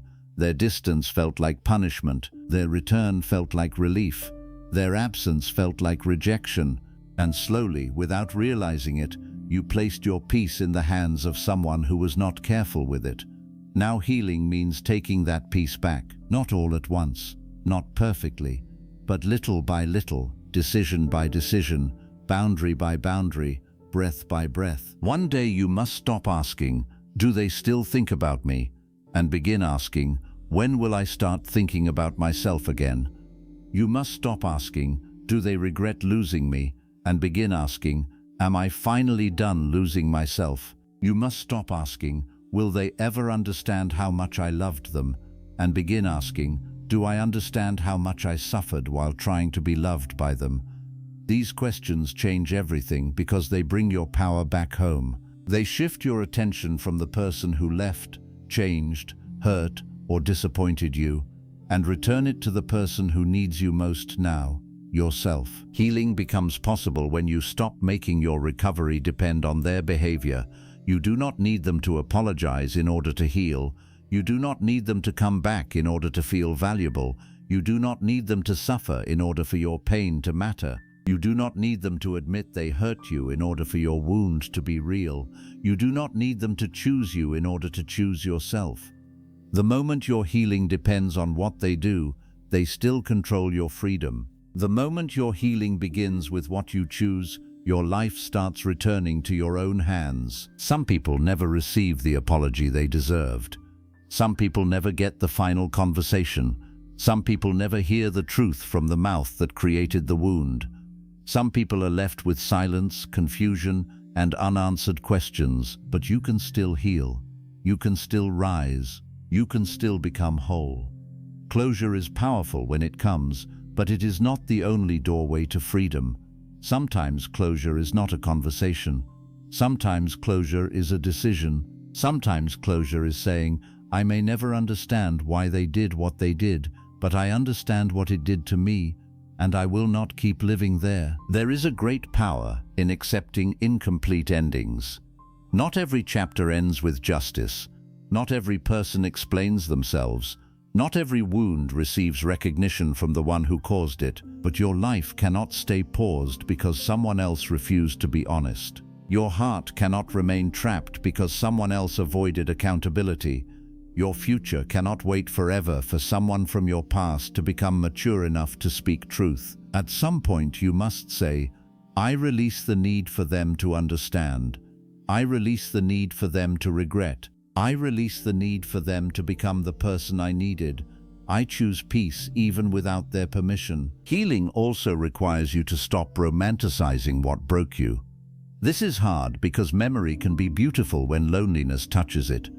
The mind can soften the past. It can turn small good moments into proof that everything was worth saving. It can make the painful parts blurry and the sweet parts bright. It can make you forget how often you felt anxious, confused, unwanted, ignored, or emotionally tired. It can make you remember their smile and forget your tears. It can make you remember their words and forget their patterns. This is why healing needs honesty. You must remember the full story, not just the parts your attachment wants to replay. Yes, there may have been beautiful moments. Yes, there may have been real feelings. Yes, there may have been laughter, warmth, tenderness, connection, promises and memories that once felt like home. You do not have to deny that. Healing does not require you to turn the past into a lie. But you must not use the good moments to excuse the repeated pain. You must not let a few beautiful pages convince you to reread a book that kept cutting your hands. You must not confuse a beautiful beginning with a healthy ending. You can honor what was good and still accept that it was not good enough to keep destroying your peace. Sometimes the hardest person to forgive is not them. It is yourself. You may blame yourself for staying too long, trusting too quickly, forgiving too easily, loving too deeply, ignoring the signs, making excuses, returning after you promised yourself you would not, or giving someone more chances than they deserved. But blaming yourself will not heal you. It will only create another wound. You did what you knew how to do with the heart you had at the time. You loved from the level of awareness you had then. You stayed because you hoped. You forgave because you cared. You waited because you believed. You were not foolish for having a sincere heart. You were learning. Forgive yourself for not knowing sooner. Forgive yourself for believing words that sounded real. Forgive yourself for trying to see the best in someone. Forgive yourself for confusing potential with reality. Forgive yourself for needing time to accept what your soul already knew. Forgive yourself for the nights you went back. Forgive yourself for the messages you sent. Forgive yourself for the moments you abandoned yourself because you were afraid to be abandoned by them. Forgive yourself not because every choice was perfect, but because you cannot build a peaceful future while attacking the version of you that was only trying to survive. There is a tenderness needed in healing that many people forget. They treat themselves harshly, as if pain should disappear on command.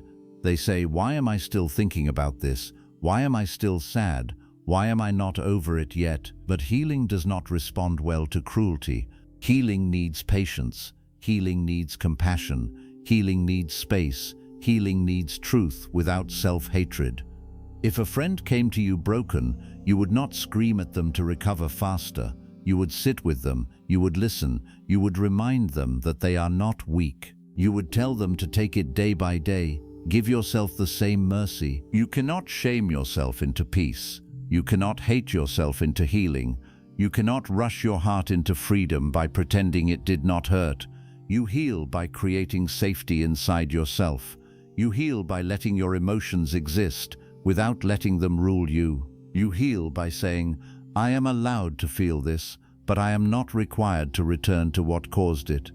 You heal by saying, "I am allowed to grieve, but I will not confuse grief with destiny." You heal by saying, "I am allowed to miss them, but I will not let missing them become a reason to lose myself again." There is a difference between pain that teaches and pain that traps. Healing pain is the pain you feel when you are leaving something harmful behind. It hurts, but it moves you forward. Destructive pain is the pain you feel when you keep returning to what keeps breaking you. It hurts and it keeps you stuck. You must learn to choose the pain that builds you, the pain of discipline over the pain of regret, the pain of distance over the pain of repeated disrespect, the pain of healing over the pain of staying wounded, the pain of temporary loneliness over the pain of permanent self-abandonment. When you stop returning to the old wound, your heart begins to learn a new language. At first, it only knows longing, it only knows waiting, it only knows checking, hoping, remembering, comparing, and asking why. But slowly, it begins to learn peace. It begins to learn self-respect. It begins to learn that silence can be safe. It begins to learn that love does not have to feel like panic.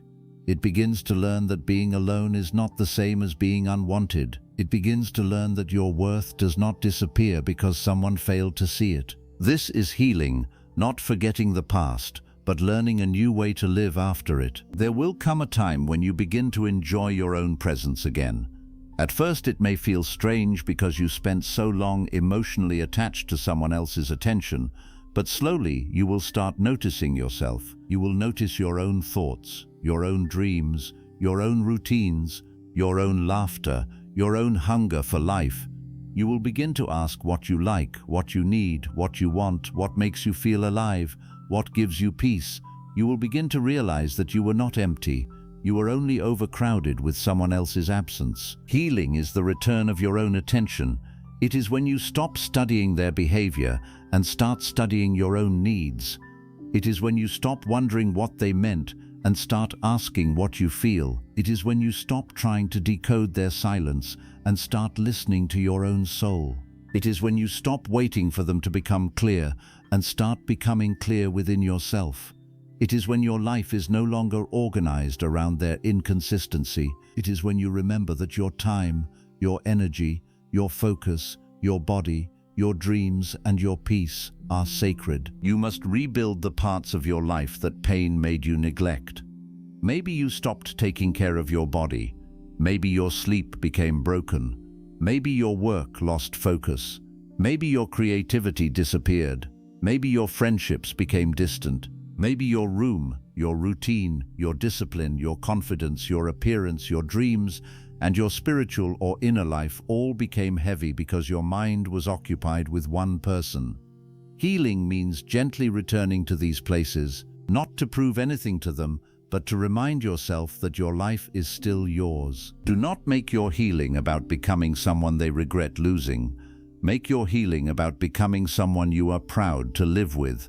If your growth is only for revenge, they are still the center. If your glow is only to be seen by them, they still hold your attention. If your success is only to make them feel sorry, they still live inside your motivation. Real healing is when you no longer need their reaction. You become better because you deserve better. You rise because your life deserves your effort. You grow because the future version of you is waiting, not because the past needs to watch. There is nothing wrong with wanting them to regret it. That feeling is human. When someone hurts you, part of you wants them to realize what they lost. Part of you wants them to understand the value they mishandled. Part of you wants them to feel the silence they left you in. But do not let that desire become your home. The highest healing is not when they regret losing you. The highest healing is when you no longer need their regret to feel valuable. It is when your worth stands without their recognition. It is when your peace does not depend on whether they ever understand. You may not see it now, but one day the pain that feels unbearable will become a quiet teacher. It will teach you what you need. It will teach you what you will never again ignore. It will teach you the importance of consistency, clarity, honesty, boundaries, and self-respect. It will teach you that chemistry is not enough. It will teach you that love without emotional safety becomes exhaustion. It will teach you that someone can be familiar and still not be healthy. It will teach you that your softness is beautiful, but it needs wisdom. It will teach you that you can survive what you once thought would destroy you. But do not rush to find the lesson while you are still bleeding. Sometimes people force themselves to be wise too soon. They try to turn pain into meaning before they have allowed themselves to grieve. They say everything happens for a reason, while their heart is still breaking. They pretend to be strong because they think sadness is failure. But healing has stages. Some days the lesson is simply to breathe. Some days the lesson is simply not to go back. Some days the lesson is simply to rest. Some days the lesson is to cry without judging yourself. Meaning will come. But first, give your heart room to exhale. Healing is not a performance. You do not have to prove to anyone that you are over it. You do not have to act unbothered. You do not have to post strength while privately collapsing. You do not have to move on according to someone else's timeline. You do not have to replace a person quickly just to show that you are fine. You do not have to pretend your heart healed faster than it did. The deepest healing often happens in private, where no one claps, no one notices, no one praises you, but you know that something inside you is slowly becoming free. Some people will misunderstand your healing. They may say you have changed. They may say you are distant. They may say you are not as available as before. They may say you are too guarded now. But sometimes what people call guarded is simply wise. Sometimes what they call distant is simply peaceful. Sometimes what they call changed is simply healed. Do not apologize for becoming harder to hurt. Do not apologize for protecting the softness that survived. Do not apologize for no longer giving everyone the same access to your heart. Healing teaches you access. It teaches you that not everyone deserves to know your deepest thoughts. Not everyone deserves your immediate reply. Not everyone deserves your emotional explanation. Not everyone deserves a second chance. Not everyone deserves to enter the rooms inside you that took years to clean. This does not make you arrogant. It makes you aware. Your heart is not a public place. Your peace is not open for careless visitors. Your energy is not something people can take from whenever they feel empty. You are allowed to protect yourself. And while you protect yourself, do not forget to stay open to life. Protection is not the same as isolation. Boundaries are not the same as bitterness. Wisdom is not the same as fear. Healing means you learn to choose better, not that you never choose again. It means you trust slowly, not that you never trust. It means you love with awareness, not that you stop loving. It means you listen to actions, not just words. It means you watch consistency, not intensity. It means you keep your heart alive, but you stop handing it to people who have not earned the responsibility of holding it. The pain you went through may make you want to close every door. You may think, I will never care again. I will never trust again. I will never let anyone close again. But that is not freedom. That is fear speaking in the voice of protection. Real freedom is not becoming impossible to reach. Real freedom is becoming impossible to use. Real freedom is not building a wall so high that love cannot enter. Real freedom is building a gate, learning who deserves entry, and knowing you have the power to close it when peace is no longer respected. Healing requires learning the difference between a trigger and a truth. A trigger is when something reminds you of pain and your body reacts as if the past is happening again. A truth is what is actually happening now. Sometimes your past may make you afraid even when the present is safe. Sometimes a small silence may remind you of old abandonment. Sometimes a delayed reply may awaken old fear.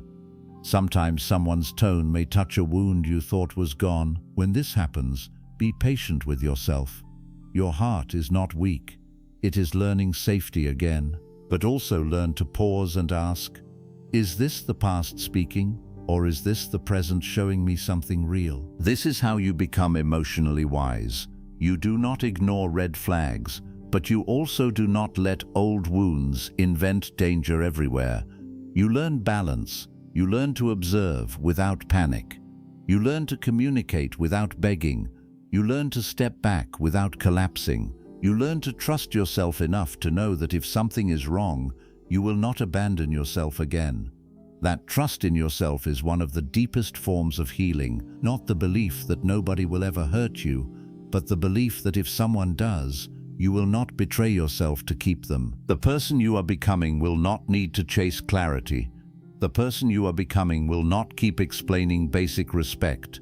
The person you are becoming will not confuse anxiety with passion. The person you are becoming will not get for a place in someone's life. The person you are becoming will not ignore their own discomfort just to avoid losing someone.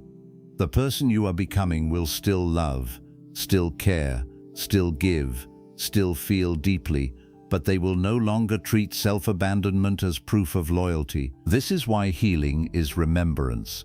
You are remembering your standards. You are remembering your voice. You are remembering your dreams. You are remembering how to laugh without waiting for someone's attention. You are remembering how to sleep without carrying emotional confusion. You are remembering how to enjoy small things again. You are remembering that you have a life beyond one person, one ending, one heartbreak, one disappointment, one chapter. You are remembering that you existed before the pain and you will exist after it with even more wisdom. There may be days when you miss the old version of yourself, the one who trusted easily, loved freely, believed quickly, and never imagined that someone could hurt you the way they did. But do not think that version is gone forever. It is not gone. It is growing. It is becoming wiser. It is learning how to keep its softness without becoming blind. It is learning how to love without disappearing. It is learning how to care without carrying everything alone. It is learning how to give without becoming empty. Your innocence may have been touched by pain, but your goodness does not have to die. Never let one painful connection convince you that your heart was the problem. Your depth was not the problem. Your loyalty was not the problem. Your honesty was not the problem. Your ability to care was not the problem. The problem was giving those beautiful things to someone who did not know how to honor them. Do not destroy your best qualities because someone mishandled them. Refine them, protect them, offer them with wisdom, give them to people who meet them with respect. Your heart is not wrong. It just needs a safer place. One of the most powerful signs of healing is when you stop wanting the past to be different. Not because it was okay, not because it did not hurt, not because they were right, but because you are tired of fighting a story that has already happened. You stop mentally rewriting it. You stop imagining different conversations. You stop creating alternate endings. You stop asking what if, what if, what if. You begin to accept that what happened happened, and now your power is in what you do next. Acceptance is not approval. Acceptance is no longer letting the past hold your present hostage. When acceptance begins, peace starts entering places where resistance used to live. You may still feel sadness, but it will not own you. You may still remember, but you will not obey the memory. You may still have questions, but you will not let them stop your life. You may still carry scars, but you will no longer identify as the wound. This is healing. It is not perfect happiness. It is not never hurting again. It is the quiet realization that you are bigger than what happened to you. You must also learn to celebrate the small signs of your return. Celebrate the day you choose not to check. Celebrate the night you sleep peacefully. Celebrate the morning you wake up and think about your own goals first. Celebrate the moment you laugh without guilt. Celebrate the boundary you keep. Celebrate the message you do not send. Celebrate the memory you survive without returning to the old pattern. Celebrate the day you realize you are no longer waiting. These small moments are not small. They are proof that your soul is coming back to life. Healing may feel slow because you are rebuilding something sacred. You are rebuilding trust in yourself. You are rebuilding emotional safety. You are rebuilding confidence. You are rebuilding your ability to choose peace. You are rebuilding the part of you that believed love had to hurt. You are rebuilding your relationship with your own heart. Anything real takes time. Do not rush the rebuilding of yourself. A house that has been shaken needs careful repair. A heart that has been mishandled needs patience.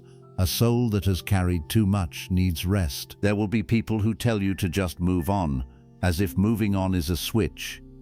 They may not understand the emotional weight of what you survived. They may not understand that you are not only releasing a person, but also a future, a hope, a habit, a routine, a version of yourself, and an entire emotional world. Do not let people who never carried your pain decide how quickly you should put it down. Heal at the pace of truth. Move forward steadily, not performatively. You do not need to rush to satisfy the comfort of people who are not living inside your heart. At the same time, do not use pain as a reason to stay still forever. Be gentle, but do not become trapped. Rest, but do not build your identity around the wound. Cry, but do not keep reopening what caused the tears. Remember, but do not feed the memory until it becomes stronger than your future. Healing requires both softness and discipline. Softness says, I am allowed to feel. Discipline says, I am not allowed to return to what destroys me. Softness holds your heart. Discipline protects your life. You need both. Every time you choose not to go back, you strengthen a new identity. Every time you refuse to beg, you teach your heart dignity. Every time you stop explaining to someone who refuses to understand, you teach your soul peace. Every time you choose your routine over rumination, you teach your mind direction. Every time you accept reality, instead of chasing potential, you teach yourself wisdom. These repeated choices become your new foundation, and one day, what feels hard now will become natural. One day, peace will feel like home instead of emptiness. Healing also changes what you are attracted to. At first, you may still crave the old intensity because that is what your nervous system knew. You may still be drawn to emotional highs and lows. You may still mistake uncertainty for excitement. But as you heal, calmness begins to feel beautiful. Consistency begins to feel attractive. Honesty begins to feel safe. Emotional maturity begins to matter more than charm. Effort begins to matter more than words. Peace begins to matter more than chemistry. This is when you know you are changing. You no longer want what only awakens your wounds. You want what honors your peace. The day will come when you realize that you are not waiting for them anymore. Maybe you will still remember them, but you will not be waiting. You will not be waiting for a message. You will not be waiting for an apology. You will not be waiting for them to choose you. You will not be waiting for them to understand. You will not be waiting for life to prove that they lost something valuable. You will simply be living, and that day will not arrive all at once like thunder. It may arrive quietly, like sunrise. You will notice that your heart feels lighter, your mind feels clearer, your energy feels yours again. And when that day comes, you will understand why healing was not forgetting. Because you may still remember everything, but you will remember it differently. You will remember the pain without becoming pain. You will remember the love without needing to return. You will remember the lesson without reopening the wound. You will remember the person without losing yourself inside the memory. You will remember who you were, who you became, and who you are now choosing to be. The golden truth of this chapter is this: healing is not the absence of memory. Healing is the return of power. It is when the past can no longer control your choices. It is when the wound no longer defines your identity. It is when you stop asking the person who hurt you to give your life meaning. It is when you remember yourself more than you remember them. It is when your peace becomes louder than your attachment. It is when your future becomes more important than your pain. So do not be afraid if you still remember. Do not be ashamed if healing takes time. Do not call yourself weak because your heart still feels. You are not weak.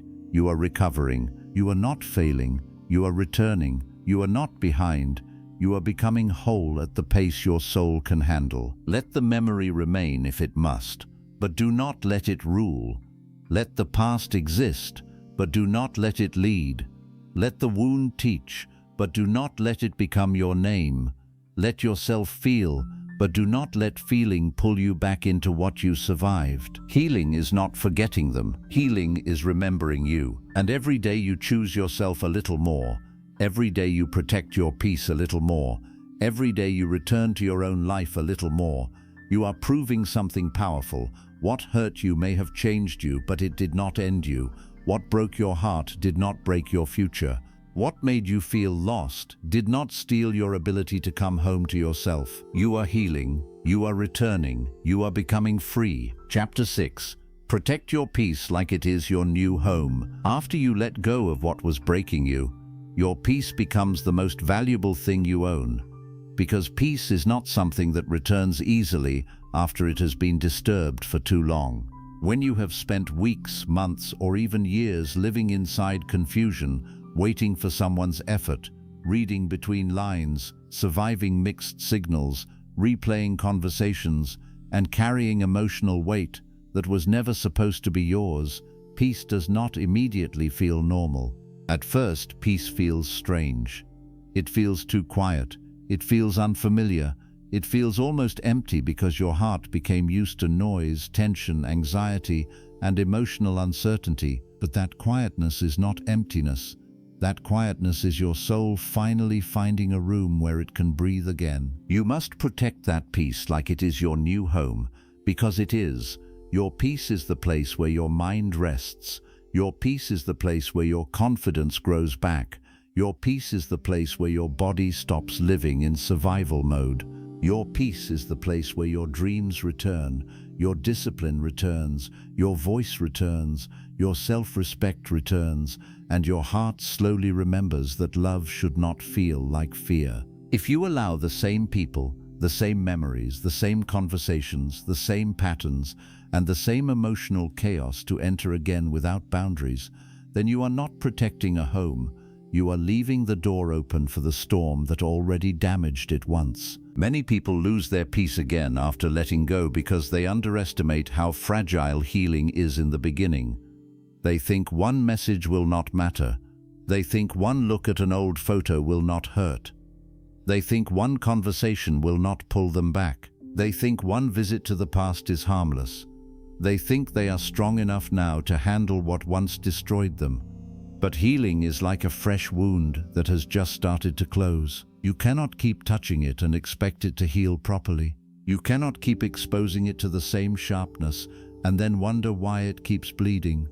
Protecting your peace means understanding that even if you are stronger now, you still do not need to test your strength by standing in front of the same fire. You do not protect your peace because you are weak.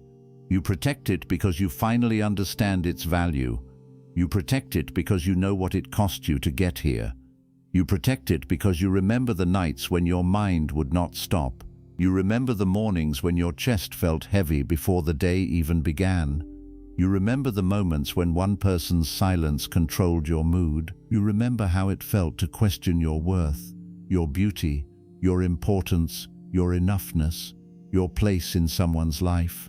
You remember what it took to stop waiting, stop chasing, stop begging, stop returning, stop explaining, and stop abandoning yourself.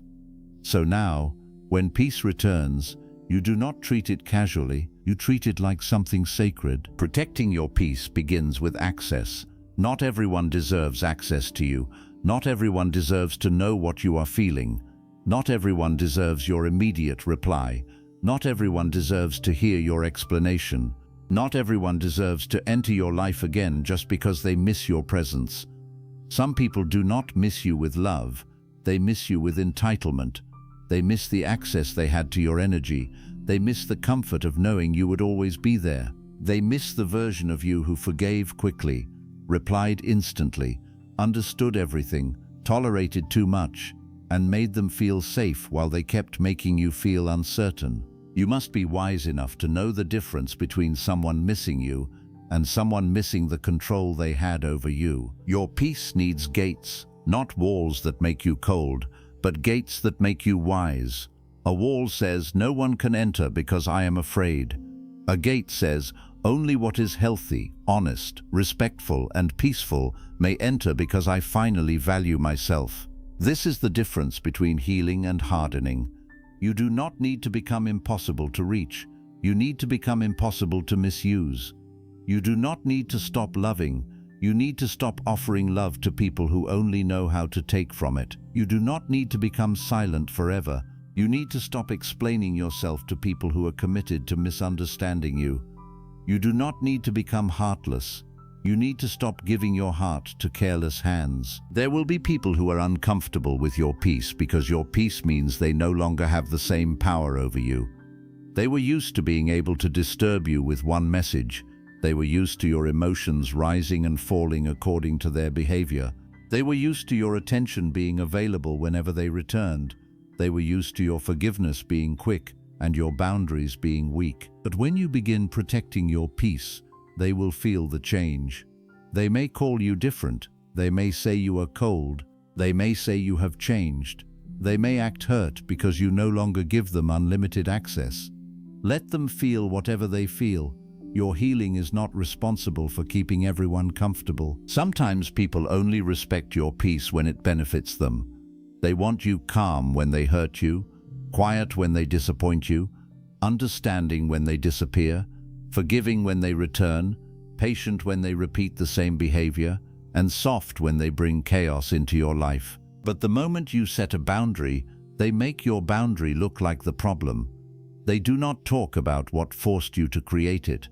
They do not talk about the pain that made distance necessary.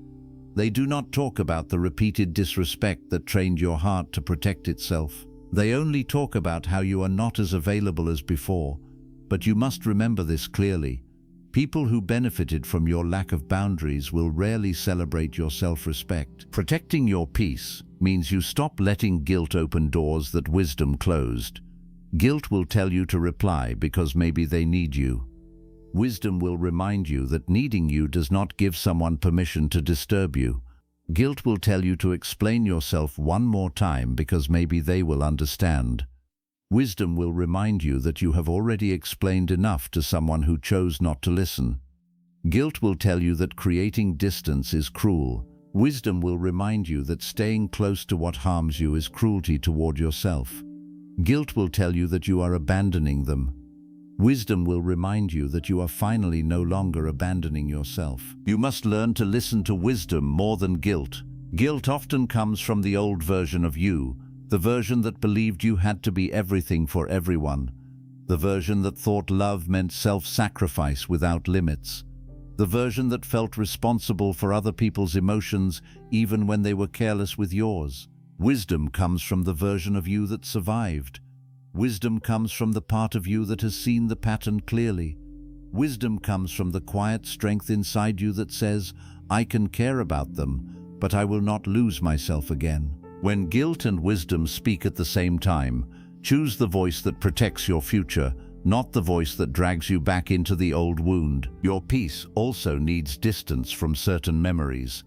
Sometimes you think the only thing you need to avoid is the person, but the memory can be just as dangerous when you keep feeding it. You can be physically far from someone and still emotionally trapped in them because your mind keeps returning to old conversations, old promises, old places, old messages, old dreams, old questions, and old versions of them. You may not be speaking to them anymore, but if your mind still spends every night with them, then your peace is still not fully protected. Distance is not only physical, distance is mental, distance is emotional, distance is spiritual. Distance is choosing not to live in the past, even when the past keeps knocking. This is why protecting your peace requires discipline over your attention. Your attention is powerful because whatever you keep feeding becomes stronger inside you. If you feed the memory grows. If you feed the wound grows. If you feed the question grows. If you feed the hope that they will return as a different person, that hope grows into a chain. But if you feed your healing grows. If you feed your routine grows. If you feed your self-respect grows. If you feed your future begins to become louder than your past. The mind becomes peaceful when you stop allowing every painful thought to eat at your energy. There will be moments when your mind tries to reopen the story. It will ask, why did they do that? Did they ever care? Are they thinking about me? Do they regret it? What if I had done something differently? What if they come back? What if I never find this again? These questions can become emotional traps because most of them do not lead to healing. They lead to more searching, more imagining, more pain, more attachment. When these thoughts come, do not fight them with anger. Do not shame yourself for having them. Simply remind yourself, this question does not need my energy today. I already know enough to choose peace. Not every question deserves another hour of your life. Some questions are just old pain, asking for attention. Protecting your peace means learning when to stop thinking.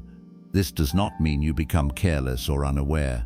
It means you stop believing that overthinking will save you. Overthinking often feels like control, but it usually becomes a cage. You think if you replay everything enough, you will finally understand.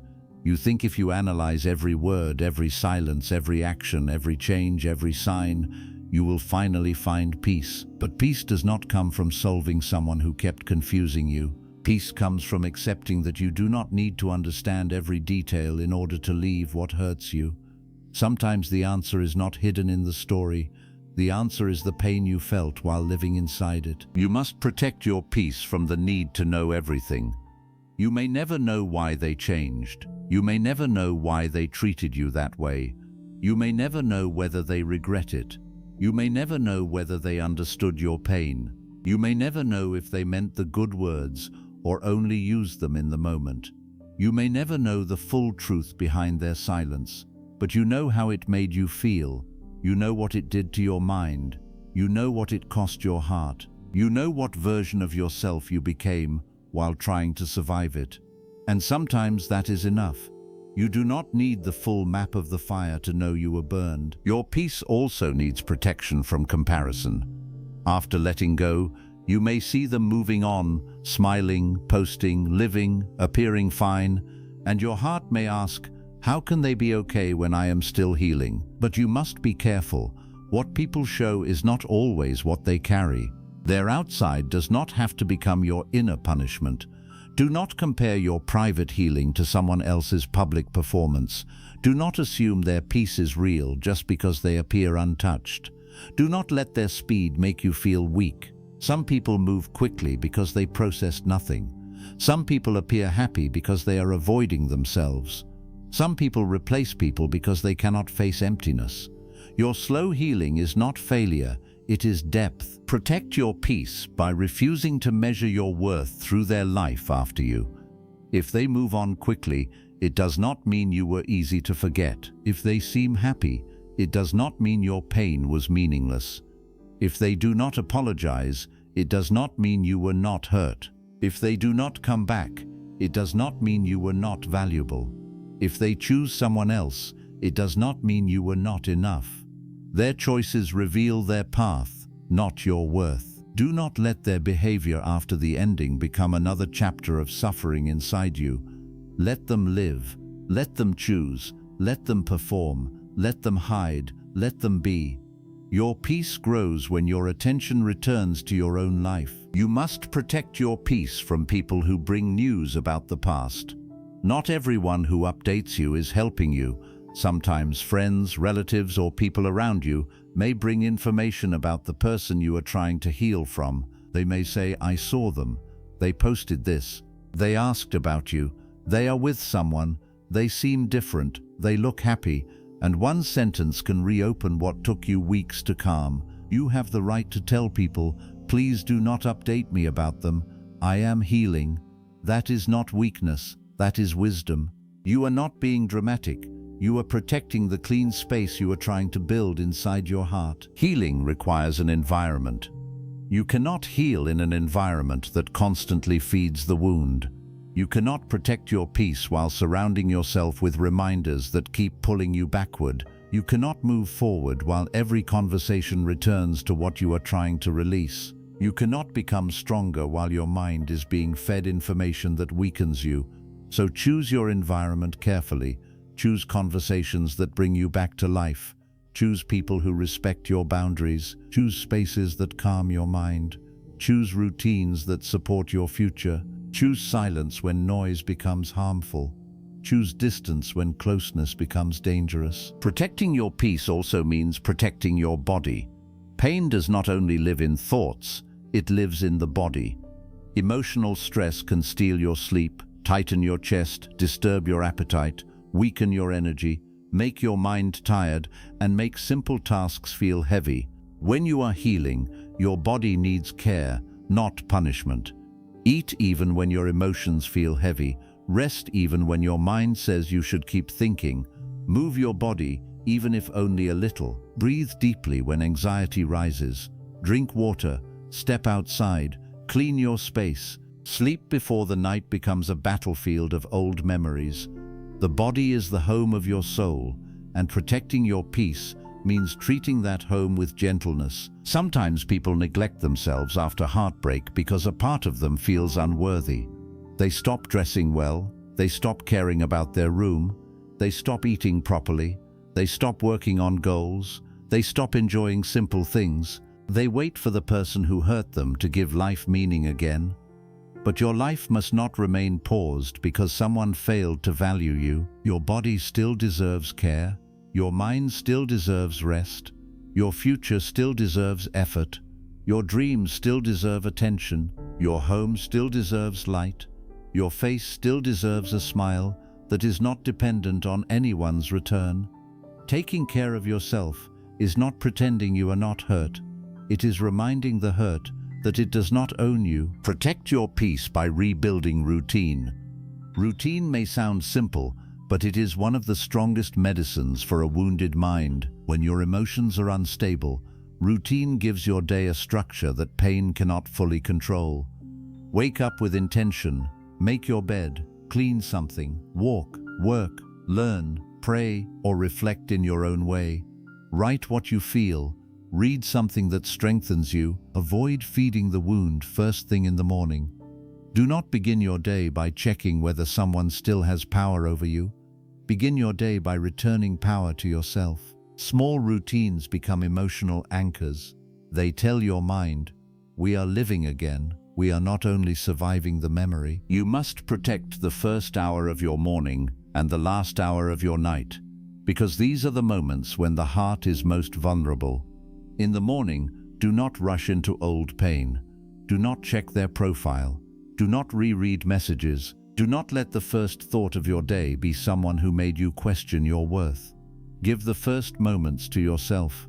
At night, do not feed loneliness with memories.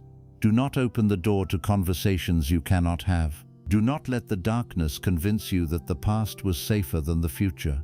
Night can make pain louder, but not every loud feeling is truth. Sometimes it is just tiredness speaking. Sleep on your emotions before you obey them. Protecting your peace means you stop making emotional decisions during emotional storms. When you are lonely, do not message. When you are angry, do not expose your whole heart to someone who does not deserve it. When you are sad, do not return to what caused the sadness. When you are desperate for comfort, do not confuse the person who hurt you with the person who can heal you. Wait until your nervous system is calm. Wait until your mind is clear. Wait until your future self can speak louder than your wounded self. Many painful cycles begin again because someone made a permanent decision during a temporary emotional wave. You must learn to pause. A pause is powerful. A pause gives wisdom time to arrive. A pause prevents old patterns from taking control. A pause creates space between feeling and action. When the urge comes to reach out, pause. When the memory becomes strong, pause. When the pain tells you to check, pause. When guilt tells you to reopen the door, pause. In that pause, ask yourself, will this protect my peace or disturb it? Will this help my healing or reopen my wound? Will this bring me closer to myself or pull me back into the old version of me? The answer may be uncomfortable, but it will often be clear. There is a kind of strength that does not look dramatic. It looks like self-control. It looks like not answering. It looks like not checking. It looks like not explaining. It looks like walking away from a conversation that wants to pull you into confusion. It looks like choosing sleep over overthinking. It looks like choosing silence over defending yourself to people who already made up their minds. It looks like choosing dignity over the temporary satisfaction of being understood. This strength may not impress the world, but it saves your life quietly. Protecting your peace also requires you to stop needing to win the breakup, the ending, the disagreement, or the story. The ego wants to win. The soul wants to heal. The ego wants them to regret. The soul wants rest. The ego wants to prove that you were right. The soul wants freedom. The ego wants to be seen, praised, missed, chosen, and validated. The soul wants to stop bleeding. You must decide which one you will follow. If you follow the ego, you may spend months trying to make them notice your absence. If you follow the soul, you will spend those months building a life where their attention no longer matters. Do not perform healing for someone who hurt you. Do not become better only so they can see what they lost. Do not post your peace as a message to them. Do not make your growth a revenge project.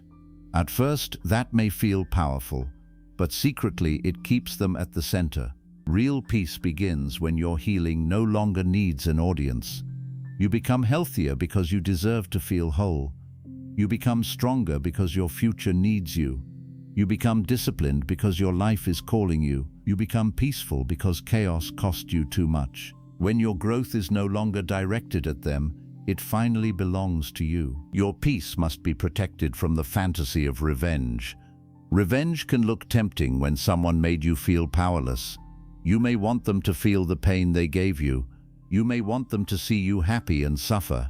You may want them to come back so you can reject them. You may want life to teach them a lesson in front of you. But revenge keeps your emotional connection alive. It gives the past another role in your present. It makes your healing depend on their downfall. And that is not freedom. Freedom is when you no longer need them to hurt in order for you to heal. The most powerful revenge is not becoming cruel, it is becoming free. It is waking up one day and realizing they no longer control your mood. It is hearing their name and feeling calm. It is building a life that is not a reaction to what they did. It is becoming someone who does not need to explain the pain anymore because peace has become proof that you survived. It is not about showing them what they lost. It is about showing yourself what you recovered. Protecting your peace means choosing what you consume, the music you listen to, the videos you watch, the conversations you repeat, the posts you read, the words you feed your mind, all shape your emotional world. If you keep consuming things that glorify obsession, heartbreak, revenge, chasing, begging, and emotional chaos, your healing will become harder. You cannot feed your mind sadness all day and expect your heart to become light. Choose words that strengthen you. Choose silence when needed. Choose content that reminds you of your worth, not content that makes you drown deeper into longing. Your mind is a garden. Whatever you plant repeatedly will grow. Protect your peace from the temptation to tell your story to everyone.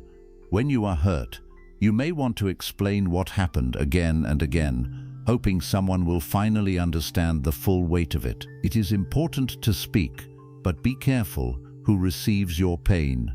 Some people will listen with care. Some people will listen with curiosity. Some people will use your vulnerability as gossip. Some people will minimize your pain because they do not understand emotional depth. Some people will push you to move on too quickly. Choose safe people. Your pain deserves gentle hands, not careless ears. There is power in private healing. You do not need everyone to know what you survived. You do not need to announce every boundary. You do not need to explain every silence. You do not need to share every tear. Some parts of your healing should be protected from public opinion. Let your peace grow in quiet places. Let your strength return without needing applause. Let your new life develop without constantly proving it is happening.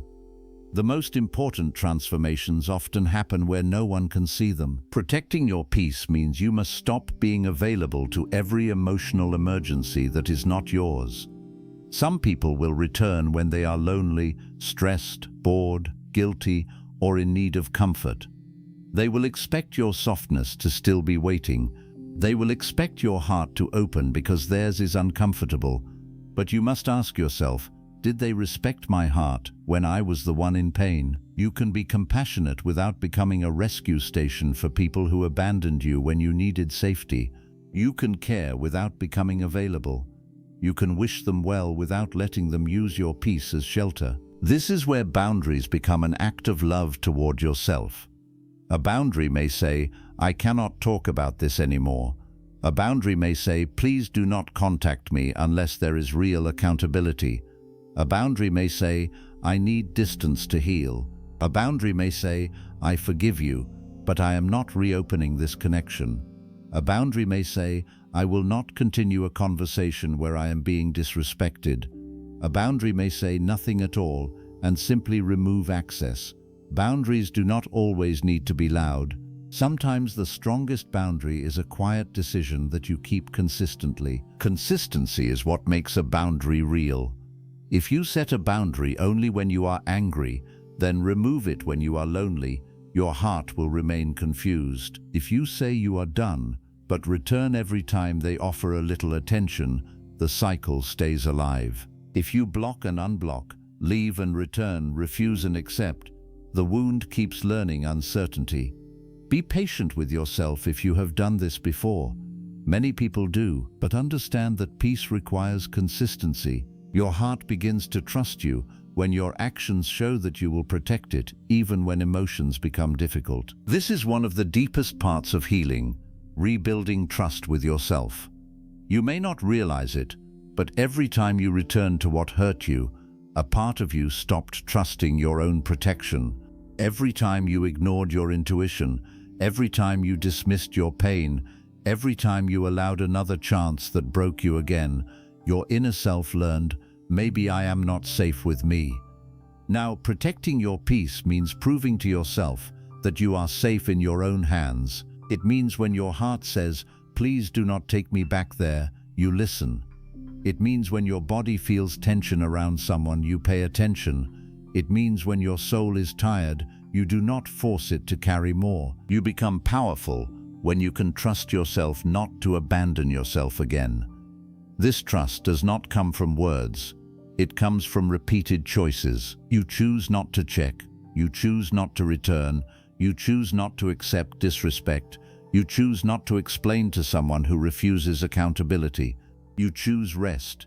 You choose honesty. You choose distance. You choose discipline. You choose peace. And with every choice, your inner self begins to believe, "I am safe now. I will not be dragged back into what destroyed me." That is when peace becomes deeper than a mood. It becomes identity. Protect your peace from people who only love the easy version of you.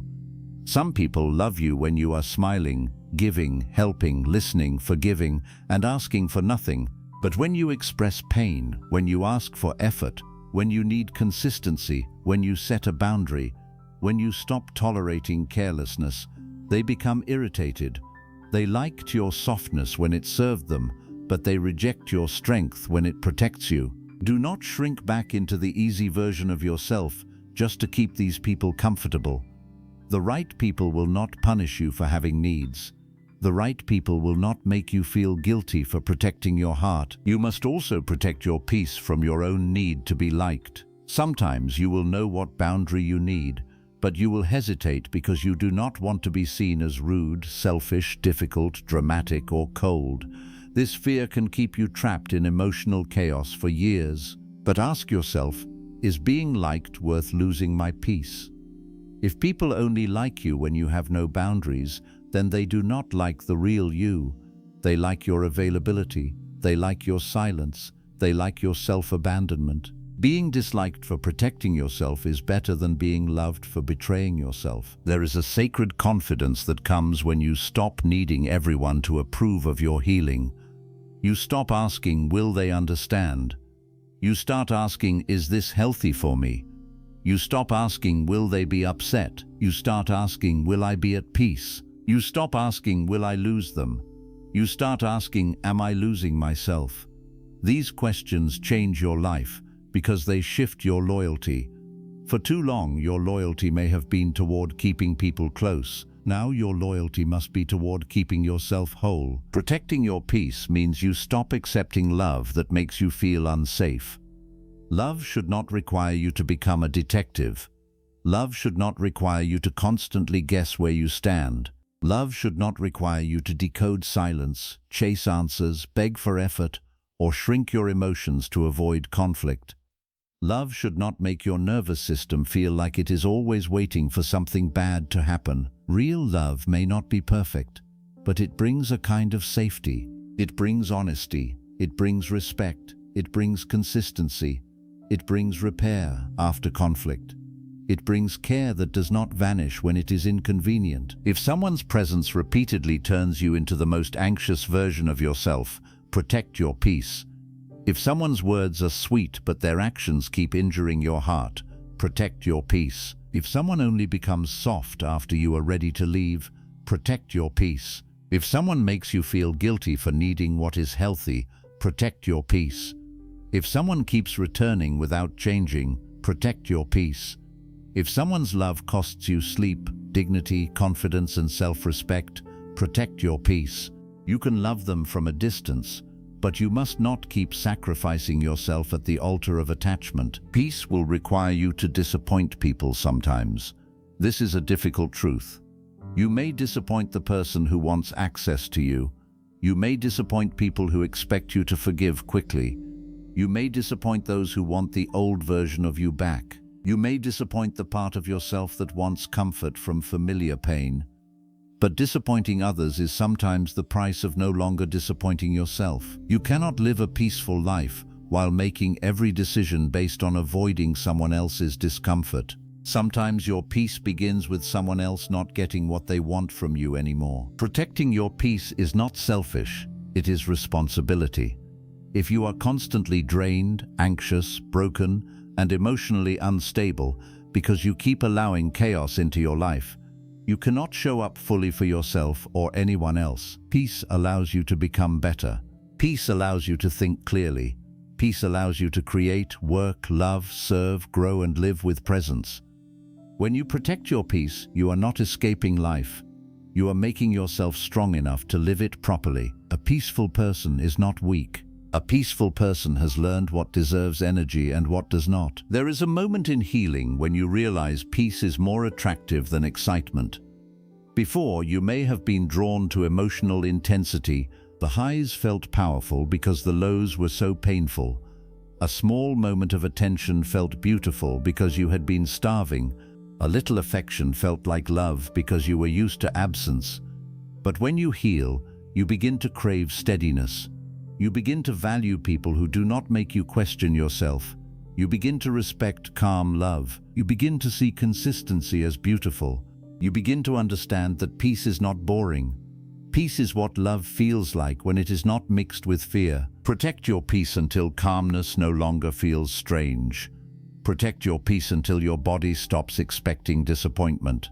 Protect your peace until your mind stops running back to old pain for familiarity. Protect your peace until your heart learns that it does not have to chase to be worthy.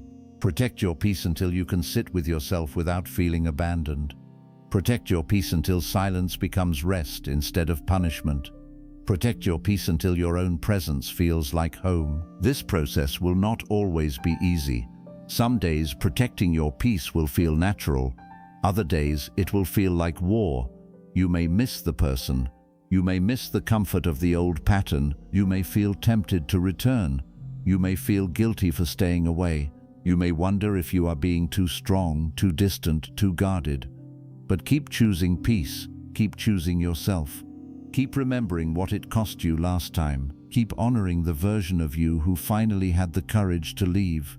Keep protecting the future that is trying to reach you. Your future needs a peaceful you. Not a perfect you, but a peaceful you.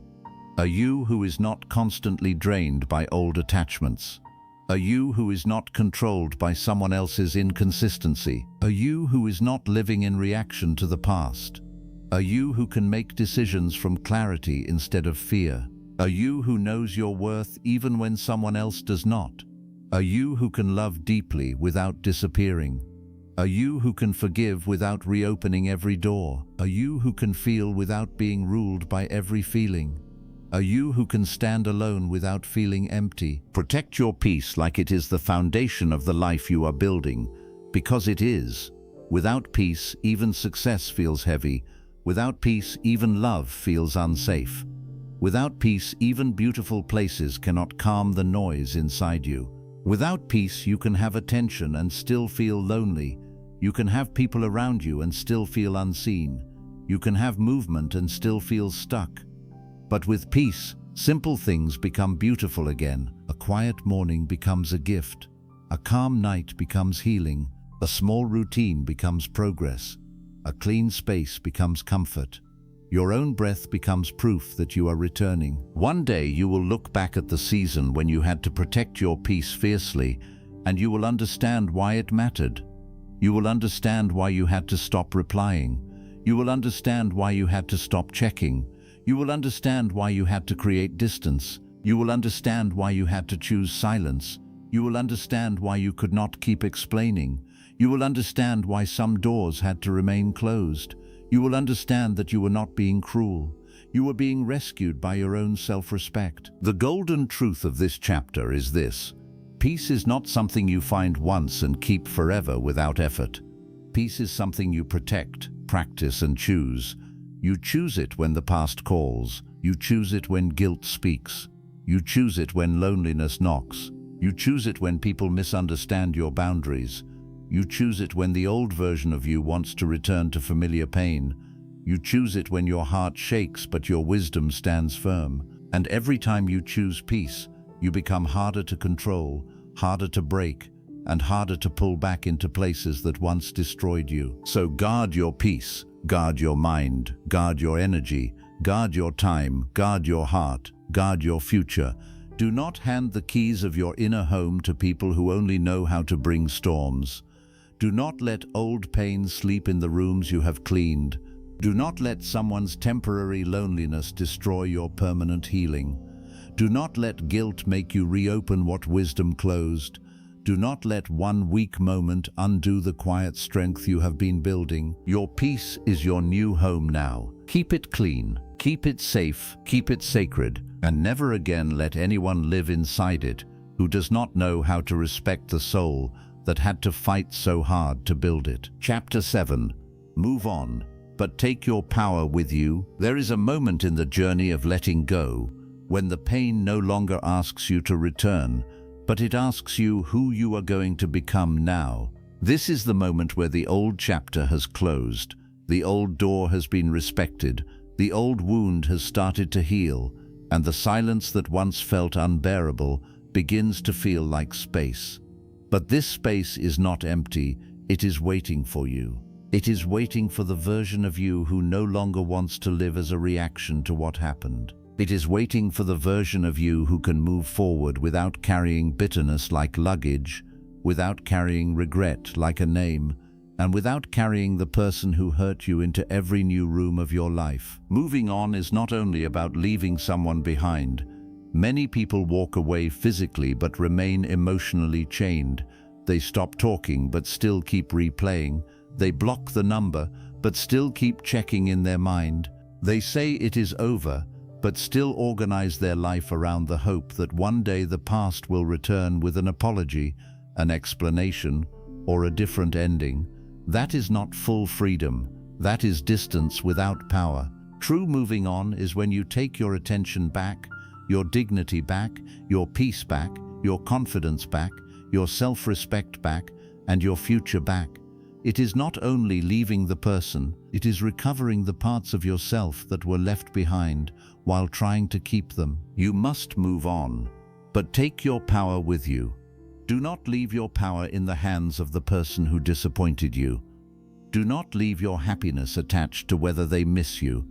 Do not leave your worth attached to whether they regret losing you. Do not leave your confidence attached to whether they choose someone else. Do not leave your peace attached to whether they finally understand what they did.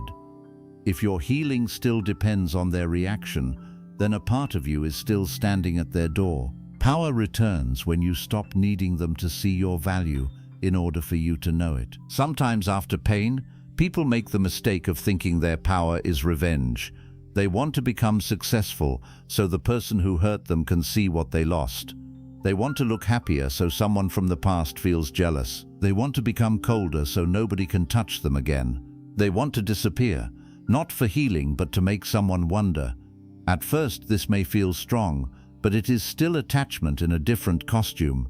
If your growth is only designed to punish someone else, then that person is still controlling the direction of your life. Your power must not be built around their regret. Your power must be built around your return to yourself. Real power is quiet. Real power is not posting your pain for people to understand. Real power is not forcing the world to know how badly you were hurt. Real power is not proving that you moved on. Real power is becoming so deeply connected to your own life that proving anything no longer feels necessary. It is waking up and choosing your day without checking who is watching. It is improving yourself without needing applause from the past. It is smiling because your soul is lighter, not because you want someone to see it. It is becoming better because you deserve better, not because someone needs to feel sorry for losing you. The most powerful version of you is not the version that becomes heartless. It is the version that becomes whole. Do not let pain convince you that softness is weakness. Do not let betrayal convince you that trust is foolish. Do not let disappointment convince you that love is dangerous. Do not let someone's immaturity turn you into someone who cannot feel deeply anymore. Your heart was never the problem. Your loyalty was not the problem. Your care was not the problem. Your ability to love was not the problem. The problem was giving sacred things to someone who did not know how to treat them with sacredness. The lesson is not to destroy those qualities. The lesson is to protect them with wisdom. Moving on with power means you do not become what hurt you. If they were careless, you do not become careless. If they were cold, you do not become cold. If they were dishonest, you do not become dishonest. If they were emotionally unavailable, you do not make others pay for that wound. If they made you feel small, you do not go into the world trying to make others feel small. Pain will tempt you to copy the thing that damaged you because it can feel like protection. But becoming like the pain is not protection, it is surrender. It means the wound changed your character more than your wisdom did. Do not let what hurt you have that much authority over who you become. You can be wiser without becoming bitter. You can be selective without becoming arrogant. You can be careful without becoming fearful. You can forgive without reopening the door. You can remember without returning. You can love again without abandoning yourself again. This is the balance that makes you powerful. You do not need to lose your tenderness to gain strength. You only need to stop giving tenderness to people who use it as a place to rest, while they keep bringing storms into your life. There is a version of you that existed before the pain. Maybe that version laughed more freely. Maybe that version trusted easily. Maybe that version dreamed without fear. Maybe that version did not overthink every word, every delay, every silence, every change in someone's tone. And there is a version of you that existed inside the pain, the version that waited, explained, cried, forgave, questioned, chased, and slowly forgot their own worth. But now, there is a new version being born. This version is not the old innocent you, and it is not the wounded you. It is the wiser you, the calmer you, the stronger you, the you who has learned that love without self-respect becomes a cage, and peace without boundaries cannot survive. Do not mourn the old version of yourself as if they are gone forever. They are not gone. They are becoming wiser. Your softness is not dead. It is learning discernment. Your trust is not dead. It is learning patience. Your love is not dead. It is learning standards. Your hope is not dead. It is learning reality. Your heart is not dead. It is learning how to open slowly, carefully, and only where it is safe. This is what pain can do when you do not allow it to poison you. It can mature you without destroying you. It can sharpen your vision without stealing your warmth. It can teach you the difference between a person who deserves your heart and a person who only enjoys your attention. Moving on with power means you stop confusing survival with identity.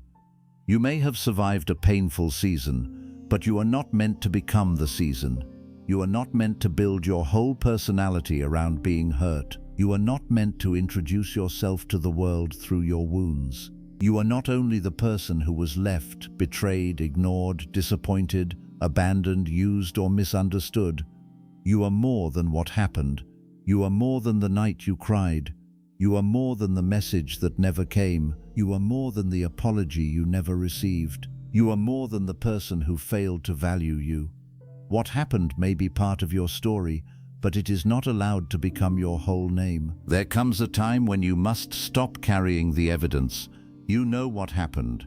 Your heart knows. Your body knows. Your mind knows. You do not need to keep replaying every detail to prove to yourself that it was painful enough. You do not need to keep remembering every hurtful word, every cold moment, every disappointment, every absence, every time you felt small. At some point, the evidence that once helped you leave can become the weight that stops you from living. Use the truth to free yourself, not to keep yourself chained. You do not need to keep staring at the wound to prove that you were wounded. You need to start building the life that shows you survived. Your power returns when your future becomes more interesting than your past. At first, the past will fight for attention because it is familiar. It will try to pull you back with memories, questions, guilt, longing, and unfinished feelings. But the more you give your energy to your future, the less power the past has over your mind. Begin asking new questions. Not, why did they leave? But, where am I going now? Not, do they miss me? But, what do I miss about myself that I need to bring back? Not, will they regret it? But, what kind of life will I be proud to live? Not, was I enough for them? But, am I finally becoming enough for myself? These questions are powerful because they change the direction of your attention. Pain keeps asking questions that keep you close to the person who hurt you. Growth asks questions that bring you closer to yourself. Pain asks, what did they mean? Growth asks, what did I learn? Pain asks, why was I not chosen? Growth asks, why did I stop choosing myself? Pain asks, how can I make them see my value? Growth asks, how can I live like I already know my value? Your life begins to change when your questions stop feeding the wound and start building the future. You must take your power back from the idea that being chosen by someone else is proof of your worth. This belief quietly destroys many people. They feel valuable when someone loves them and worthless when someone leaves. They feel beautiful when someone gives attention and invisible when someone becomes distant. They feel important when they are needed and empty when they are ignored. But your worth cannot be placed in another person's unstable hands. Your worth existed before they arrived. It existed when they were present. It exists now that they are gone. It will exist even if they never understand it. It will exist even if they choose someone else. It will exist even if they never look back. Someone's inability to value you does not reduce your value. It only reveals their capacity. A person can stand in front of something precious and still not recognize it. A person can be given loyalty and still misuse it. A person can be offered love and still run from it. A person can have access to a good heart and still treat it carelessly. That does not make the heart worthless. It means the person did not have the maturity to honor what they received. Do not let someone's limited vision become your mirror. Do not let someone's carelessness become your identity. Do not let someone's choice become your sentence. Moving on with power means you stop waiting for them to become the proof that you mattered. You did matter. Your love mattered. Your effort mattered. Your patience mattered. Your pain mattered. Your silence mattered. Your tears mattered. Your heart mattered. Even if they never say it. Even if they act like nothing happened. Even if they move on without apology. Even if they rewrite the story. Your experience is real without their confirmation. Your pain is valid without their agreement. Your worth is whole without their recognition. There is deep freedom in no longer needing the person who hurt you to validate your wound. Some people will never say, I hurt you. Some people will never admit, I should have treated you better. Some people will never take responsibility because responsibility would force them to meet the truth of themselves. But your healing cannot wait for their courage. Your life cannot pause until they become honest. You cannot sit at the edge of your future waiting for someone from your past to finally speak with maturity. You must move without their apology. You must heal without their permission. You must rise without their recognition. This is not easy because the human heart wants things to make sense. It wants the apology, the explanation, the regret, the final conversation, the clear ending. It wants the person who caused the pain to help close the pain. But sometimes the same person who created confusion cannot become the source of your clarity. Sometimes the same hands that dropped your heart cannot be trusted to repair it. Sometimes the closure you are waiting for is not hidden in their words. It is hidden in your decision to stop letting their silence hold you hostage. Closure can be a sentence you give yourself. I know enough. I felt enough. I gave enough. I am done losing myself here. Power also returns when you stop letting the past make you afraid of your future. After being hurt, you may begin to suspect every good thing. You may fear connection. You may doubt kindness. You may question sincerity. You may think every person will leave, lie, change, or disappoint you. This fear is understandable, but you must not allow it to become your prison. The goal of healing is not to never feel again. The goal is to trust yourself enough to know that if something becomes harmful, you will not abandon yourself again. You do not need to control every person. You need to trust that you will protect your peace if someone shows you they are not safe for it. That is true confidence, not the belief that nobody will ever hurt you again, but the belief that you will never again betray yourself to keep someone.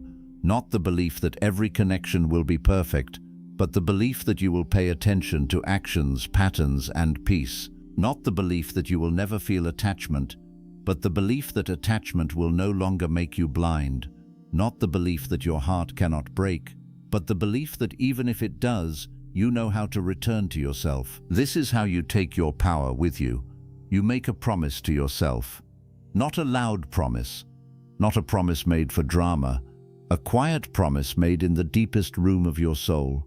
You tell yourself, I will never again ignore my own pain just to keep someone close. I will never again make excuses for repeated disrespect. I will never again shrink my needs to fit inside someone else's emotional absence. I will never again call anxiety love. I will never again beg for a place in a life where my heart is treated like an option. I will never again abandon myself to avoid being abandoned by someone else. This promise will be tested. Life will test it through loneliness. It will test it through memories. It will test it through people who return when you finally begin to heal. It will test it through beautiful words that sound like change. It will test it through guilt, longing, fear, and nostalgia. But every time you keep that promise, you become stronger.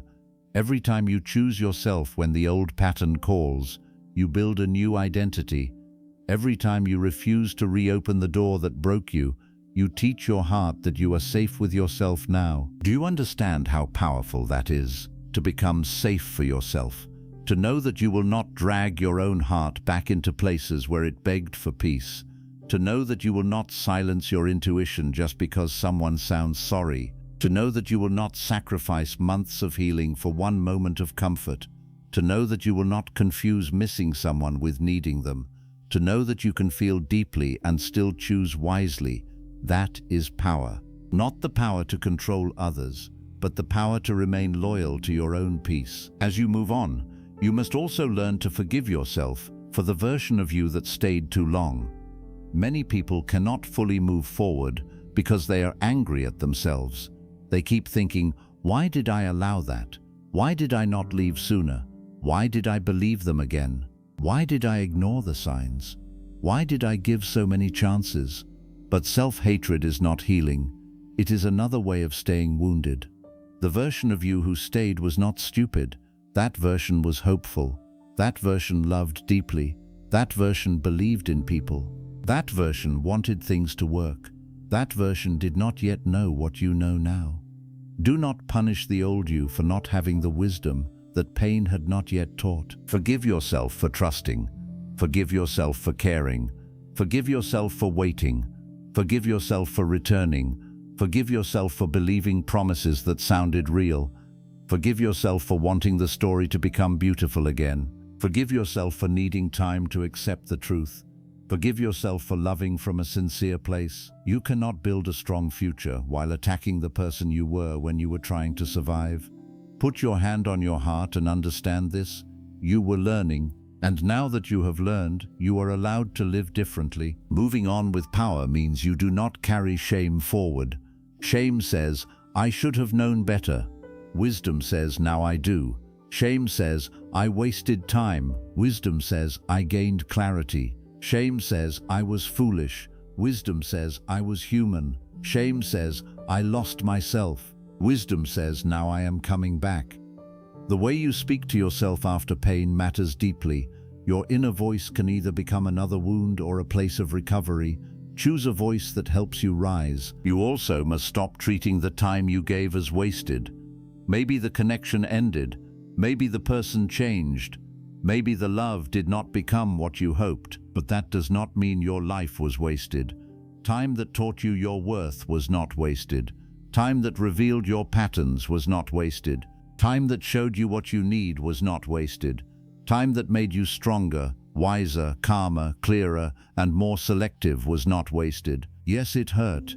Yes, you may wish you learned sooner, but even painful seasons can return something to you if you refuse to leave without the lesson. Take the lesson, not the bitterness. Take the wisdom, not the wound. Take the clarity, not the fear. Take the strength, not the anger. Take the standard, not the suspicion. Take the self-respect, not the hatred. This is how you move on with power. You do not carry everything forward. You choose what deserves to come with you. Pain will try to pack your bags with resentment, distrust, revenge, self-doubt, and fear. But wisdom says, Leave those behind. We are only taking what makes us freer. There are things you must leave behind if you want to move on fully. Leave behind the need to be understood by people who chose not to listen. Leave behind the habit of explaining your worth. Leave behind the emotional addiction to inconsistency. Leave behind the fantasy that the beginning can erase the ending. Leave behind the guilt of choosing yourself. Leave behind the belief that love must be earned through suffering. Leave behind the fear that being alone means being unwanted. Leave behind the version of you who thought peace was too much to ask for. And there are things you must take with you. Take your dignity, take your softness, but guard it with wisdom. Take your ability to love, but place it where it is respected. Take your trust, but rebuild it slowly.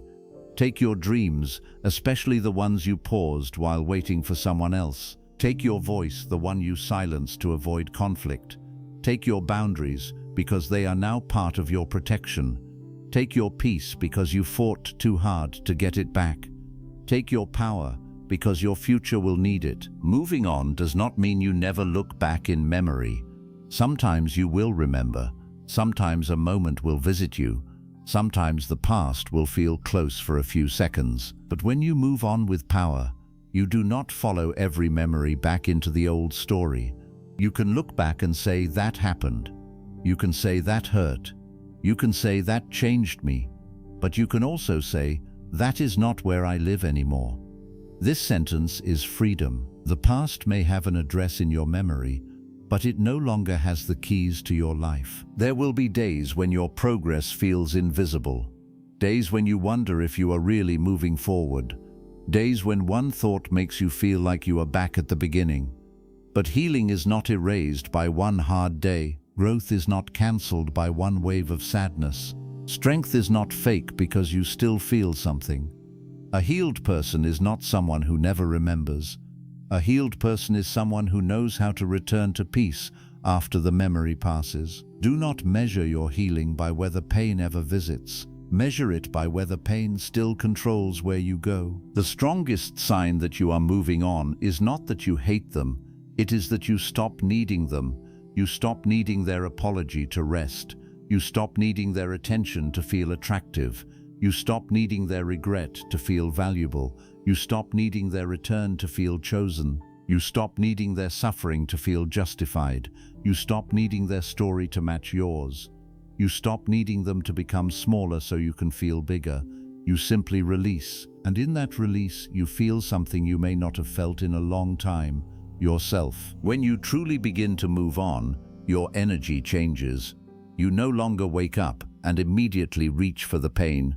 You no longer feel the same urge to check. You no longer build imaginary conversations in your mind. You no longer wait for a message as if your whole day depends on it. You no longer feel pulled by every memory.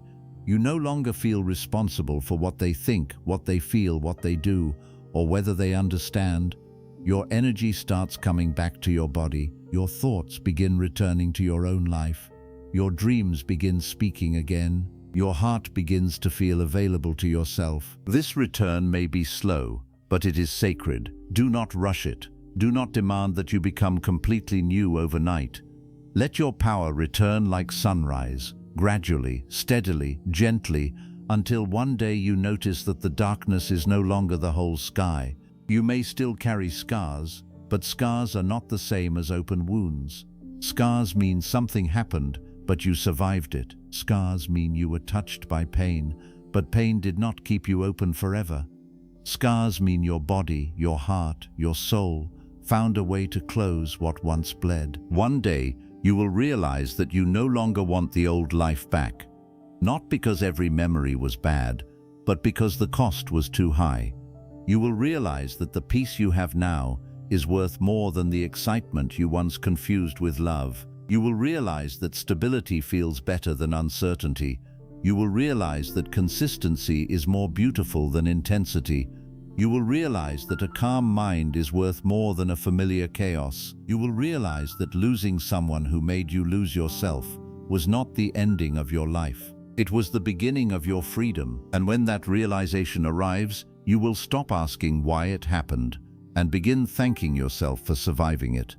You will thank yourself for the day you finally stopped explaining. You will thank yourself for the message you did not send. You will thank yourself for the boundary you kept. You will thank yourself for the silence you chose. You will thank yourself for not turning bitter. You will thank yourself for protecting your peace when loneliness tried to bargain with it. You will thank yourself for choosing the hard road of healing instead of the easy road back to pain. Moving on with power means you take responsibility for the next chapter. This is important.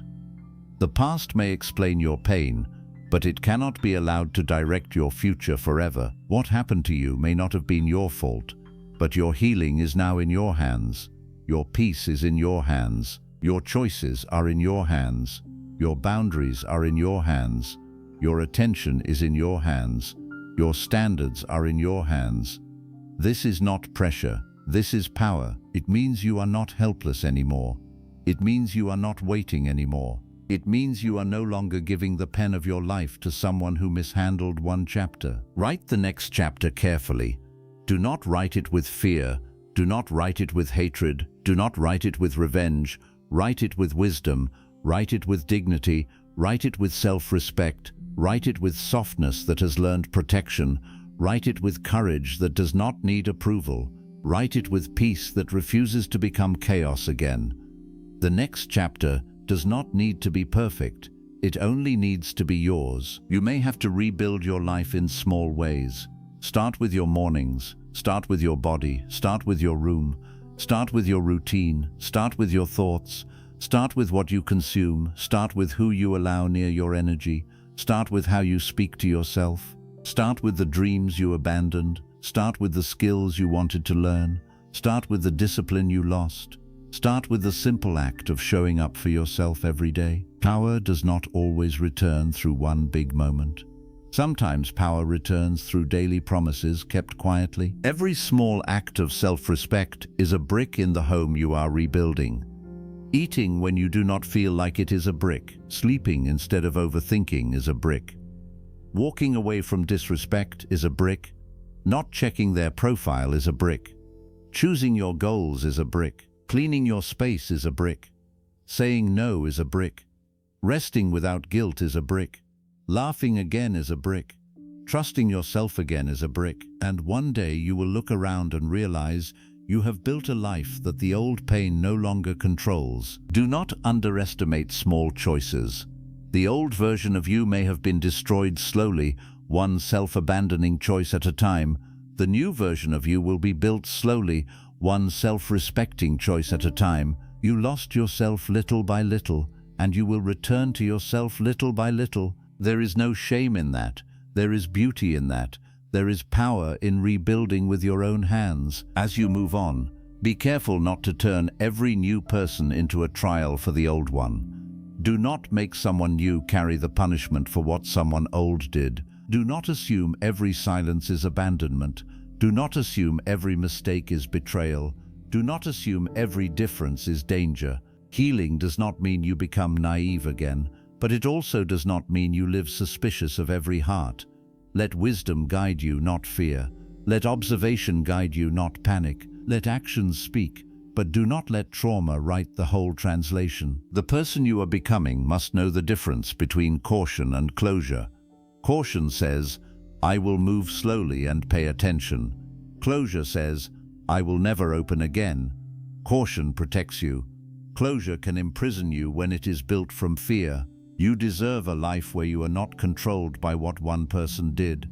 You deserve to experience trust again in healthier places. You deserve to receive care without expecting pain behind it. You deserve to love without disappearing.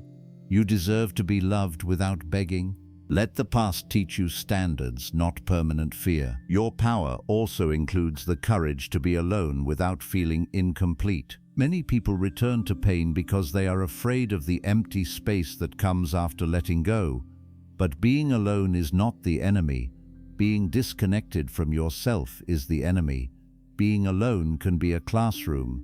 It can teach you what you ignored, what you need, what you enjoy, what you fear, what you want, and what you will never again accept.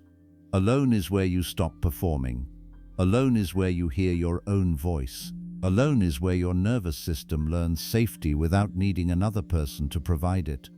Alone is where you become whole enough to choose from peace instead of desperation. Do not rush to fill the empty space. Some spaces are not meant to be filled immediately. Some spaces are meant to be cleaned. Some spaces are meant to be rested in. Some spaces are meant to become strong. If you run too quickly into a new connection, a new distraction, a new obsession, or a new identity before you have truly returned to yourself, you may carry old wounds into new places. Let the space teach you. Let it show you who you are when nobody is choosing you, praising you, needing you, or hurting you. Let it remind you that your existence has value even when no one is clapping for it. Moving on with power means you do not make loneliness your master. Loneliness may visit, but it does not get to make your decisions. Loneliness may whisper, "Go back." It may say, "At least they were familiar." It may say, "Maybe pain is better than emptiness." But wisdom must answer, "No, I am not going back to a place where I had company but no peace. I am not returning to a connection where I was present but not valued. I am not choosing familiar pain over unfamiliar freedom." Loneliness is a feeling. It is not a command. It may be loud, but it is not always wise. When you learn to sit with loneliness without obeying it, you become powerful. When you learn to miss someone without messaging them, you become powerful. When you learn to feel sadness without surrendering your boundaries, you become powerful. When you learn to remember the good without forgetting the damage, you become powerful. When you learn to love yourself more than the urge to return, you become powerful. Power is not the absence of emotion. Power is the ability to feel emotion and still choose what protects your soul. There is also power in blessing the past without belonging to it. You do not have to hate every person you leave. You do not have to curse every chapter that ended. You do not have to deny that something mattered. You can say, "There were beautiful moments, but I cannot live there." You can say, "I learned something, but I will not repeat it." You can say, "I wish them well, but I choose myself." You can say, "That chapter shaped me, but it will not own me." This is maturity. This is peace. This is moving on without dragging poison into your future. One of the final stages of letting go is when you stop needing the past to be punished. This does not mean what happened was okay. It does not mean they were right. It does not mean your pain did not matter. It means you no longer want to spend your life emotionally tied to their consequences. You trust that life teaches people in its own way. You trust that truth does not need your obsession to remain true. You trust that what is meant to return to you will return in better form, and what is meant to leave was not strong enough to hold your future. You release the need to control the ending because you are finally ready to live beyond it. This is where peace becomes deep.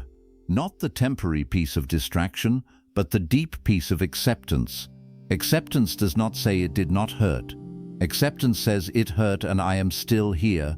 Acceptance does not say they were right. Acceptance says their choices no longer control my life. Acceptance does not say I lost nothing. Acceptance says what I lost taught me what I must never lose again, myself.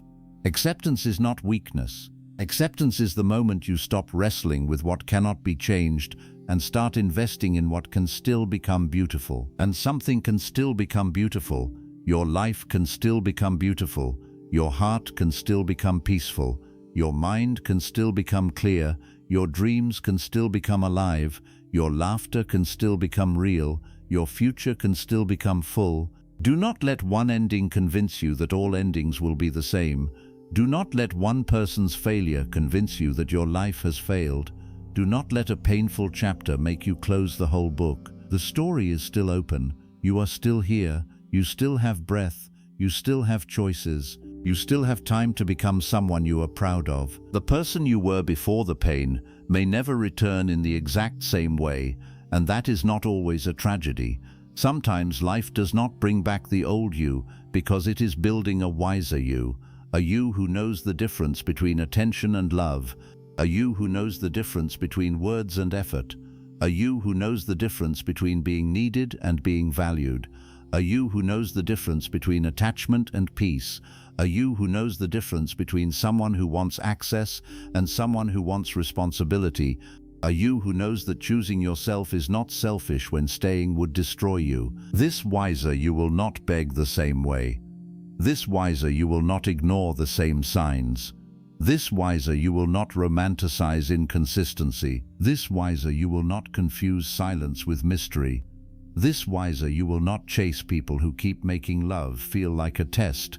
This wiser you will still have a heart, but that heart will have a door, and that door will have a lock, and that lock will be controlled by self-respect. That is not coldness, that is growth. And because you have grown, your standards must grow with you.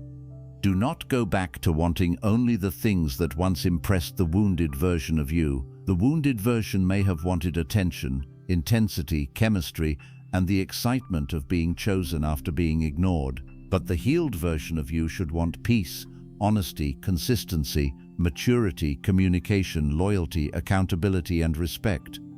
The wounded version may have accepted crumbs because it was starving. The healed version must know that love is not supposed to keep you hungry. The wounded version may have chased potential.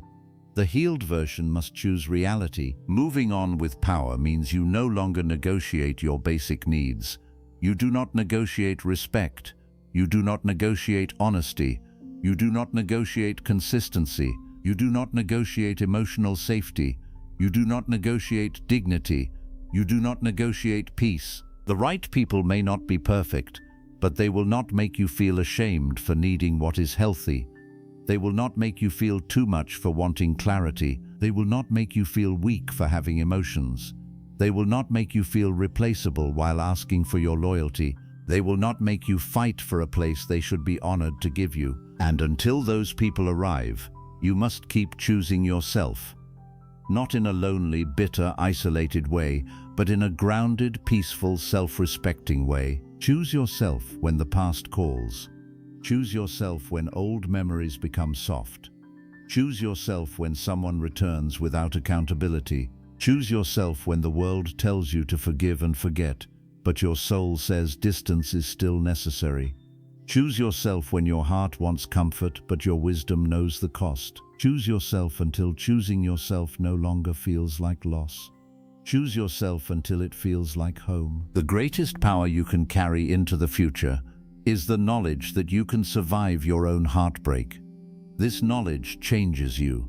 Before, you may have feared losing someone so much that you tolerated losing yourself, but now you know that you can survive the absence of someone else. You know that tears do not last forever. You know that silence becomes softer. You know that the mind can stop replaying. You know that the heart can stop begging.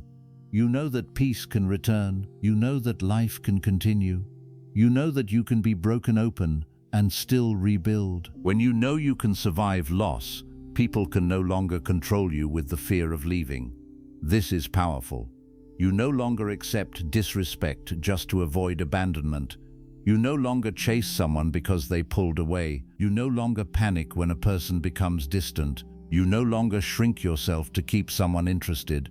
You no longer betray your boundaries because someone might walk away. You can say, if staying requires me to lose myself, then leaving is not my enemy. That is power. That is freedom. That is the soul standing up. This does not mean you want to lose people. It means you no longer lose yourself to prevent it. There is a difference. You can value people and still value yourself. You can love deeply and still have standards. You can care and still choose distance. You can be loyal and still leave when loyalty becomes self-harm. You can be kind and still say no. You can be soft and still be strong. You can be open and still be protected. This is the kind of balance that pain was trying to teach you. One day, someone may come into your life and offer the calmness you once begged for. Or perhaps, before anyone arrives, you will discover a calmness within yourself that no person can take away easily. Either way, your job is to become the kind of person who does not abandon their own peace for temporary affection. Your job is to carry the lesson forward without carrying the wound as your identity. Your job is to become whole enough that love becomes an addition to your life, not the place where you search for permission to feel worthy. The future version of you is watching how you choose today. That version is hoping you do not go back. That version is hoping you do not reopen the wound. That version is hoping you do not trade long-term peace for short-term comfort. That version is hoping you do not confuse loneliness with destiny. That version is waiting for you to protect the path that leads to them. Every choice you make now is either taking you back to the old chapter or forward to that stronger version. Choose carefully. Choose with love. Choose with wisdom. Choose like your future matters, because it does. If you need a sign that you are allowed to move on, this is it. You are allowed to move on even if you still care. You are allowed to move on even if they never apologized. You are allowed to move on even if part of you still misses what was beautiful. You are allowed to move on even if other people do not understand. You are allowed to move on even if the ending was messy. You are allowed to move on even if you gave years, love, effort, patience, and forgiveness. You are allowed to move on because your peace matters, your life matters, your future matters, you matter. Do not wait until you feel nothing before you begin again. Begin while your heart is still tender. Begin while your hands are still shaking. Begin while you are still learning how to sleep peacefully. Begin while you still have questions. Begin while the wound is closing. Begin because life will not wait forever for the past to give you permission.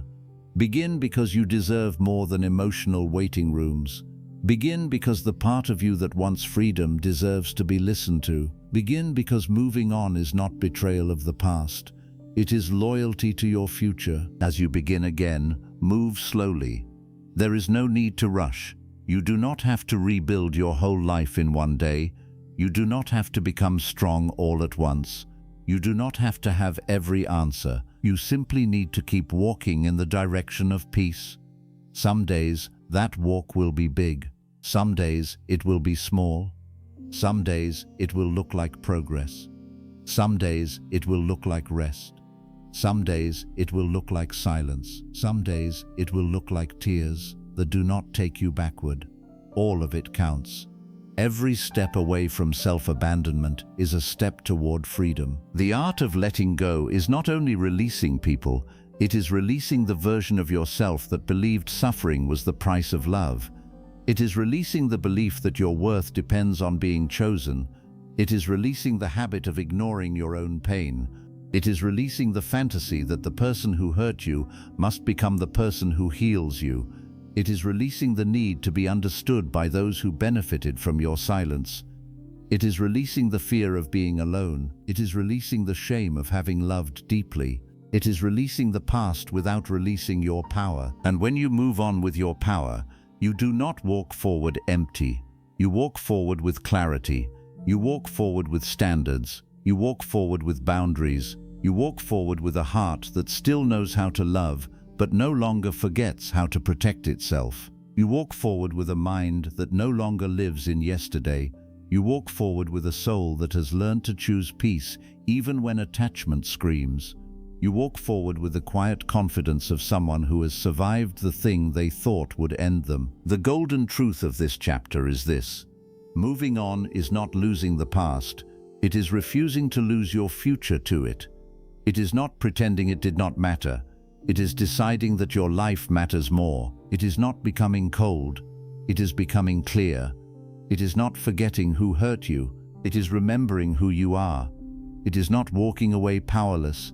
It is walking away with every part of yourself that pain tried to steal. So move on. Move on without hatred. Move on without begging for closure. Move on without waiting for regret. Move on without making your healing a performance. Move on without becoming what hurt you. Move on with your dignity, your peace, your softness, your wisdom, your standards, your courage, and your heart still alive. Move on, but take your power with you, because the life ahead of you does not need the broken version of you who kept waiting at closed doors.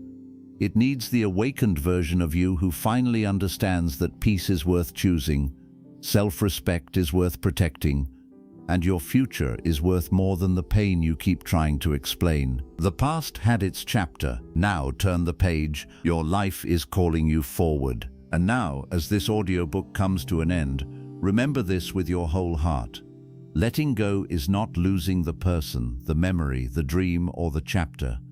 Letting go is finally refusing to lose yourself inside it. It is the quiet decision to stop handing your peace to people who do not know how to protect it. It is the brave moment when you stop begging the past to become different and begin giving your future the attention it deserves. You may still remember, you may still feel something, you may still have questions that were never answered and apologies that never arrived. But healing does not require every answer. Healing begins when you decide that unanswered questions will no longer control your life. You do not need their regret to prove your worth. You do not need their return to prove you mattered. You do not need their apology to begin again. Your peace does not have to wait for someone else to become honest. Maybe you held on because you loved deeply. Maybe you stayed because you hoped. Maybe you forgave because your heart believed in better days. Do not hate yourself for that. A sincere heart is not a weakness. A loyal heart is not something to be ashamed of. But from this moment forward, let your loyalty include yourself. Let your love include your own soul. Let your kindness have boundaries. Let your softness walk with wisdom. Let your heart remain alive, but never again let it become a place where careless people come to rest while you suffer. The art of letting go is not becoming cold, it is becoming clear. Clear enough to see what hurts you, strong enough to leave what drains you, wise enough to stop returning to what breaks you, peaceful enough to move forward without revenge, and whole enough to understand that one painful chapter does not get to define your entire story. So release what keeps pulling you backward. Release the old conversations. Release the need to be understood by people who chose not to listen. Release the dream that keeps hurting you more than healing you. Release the version of yourself that thought suffering was the price of love. Release the fear that you cannot be happy without someone who made your heart tired. And as you release, return to yourself. Return to your peace. Return to your dreams. Return to your confidence. Return to your quiet power. Return to the life that was waiting underneath all that pain. One day you will look back and realize the person you thought you could not live without became the reason you learned how deeply you could choose yourself.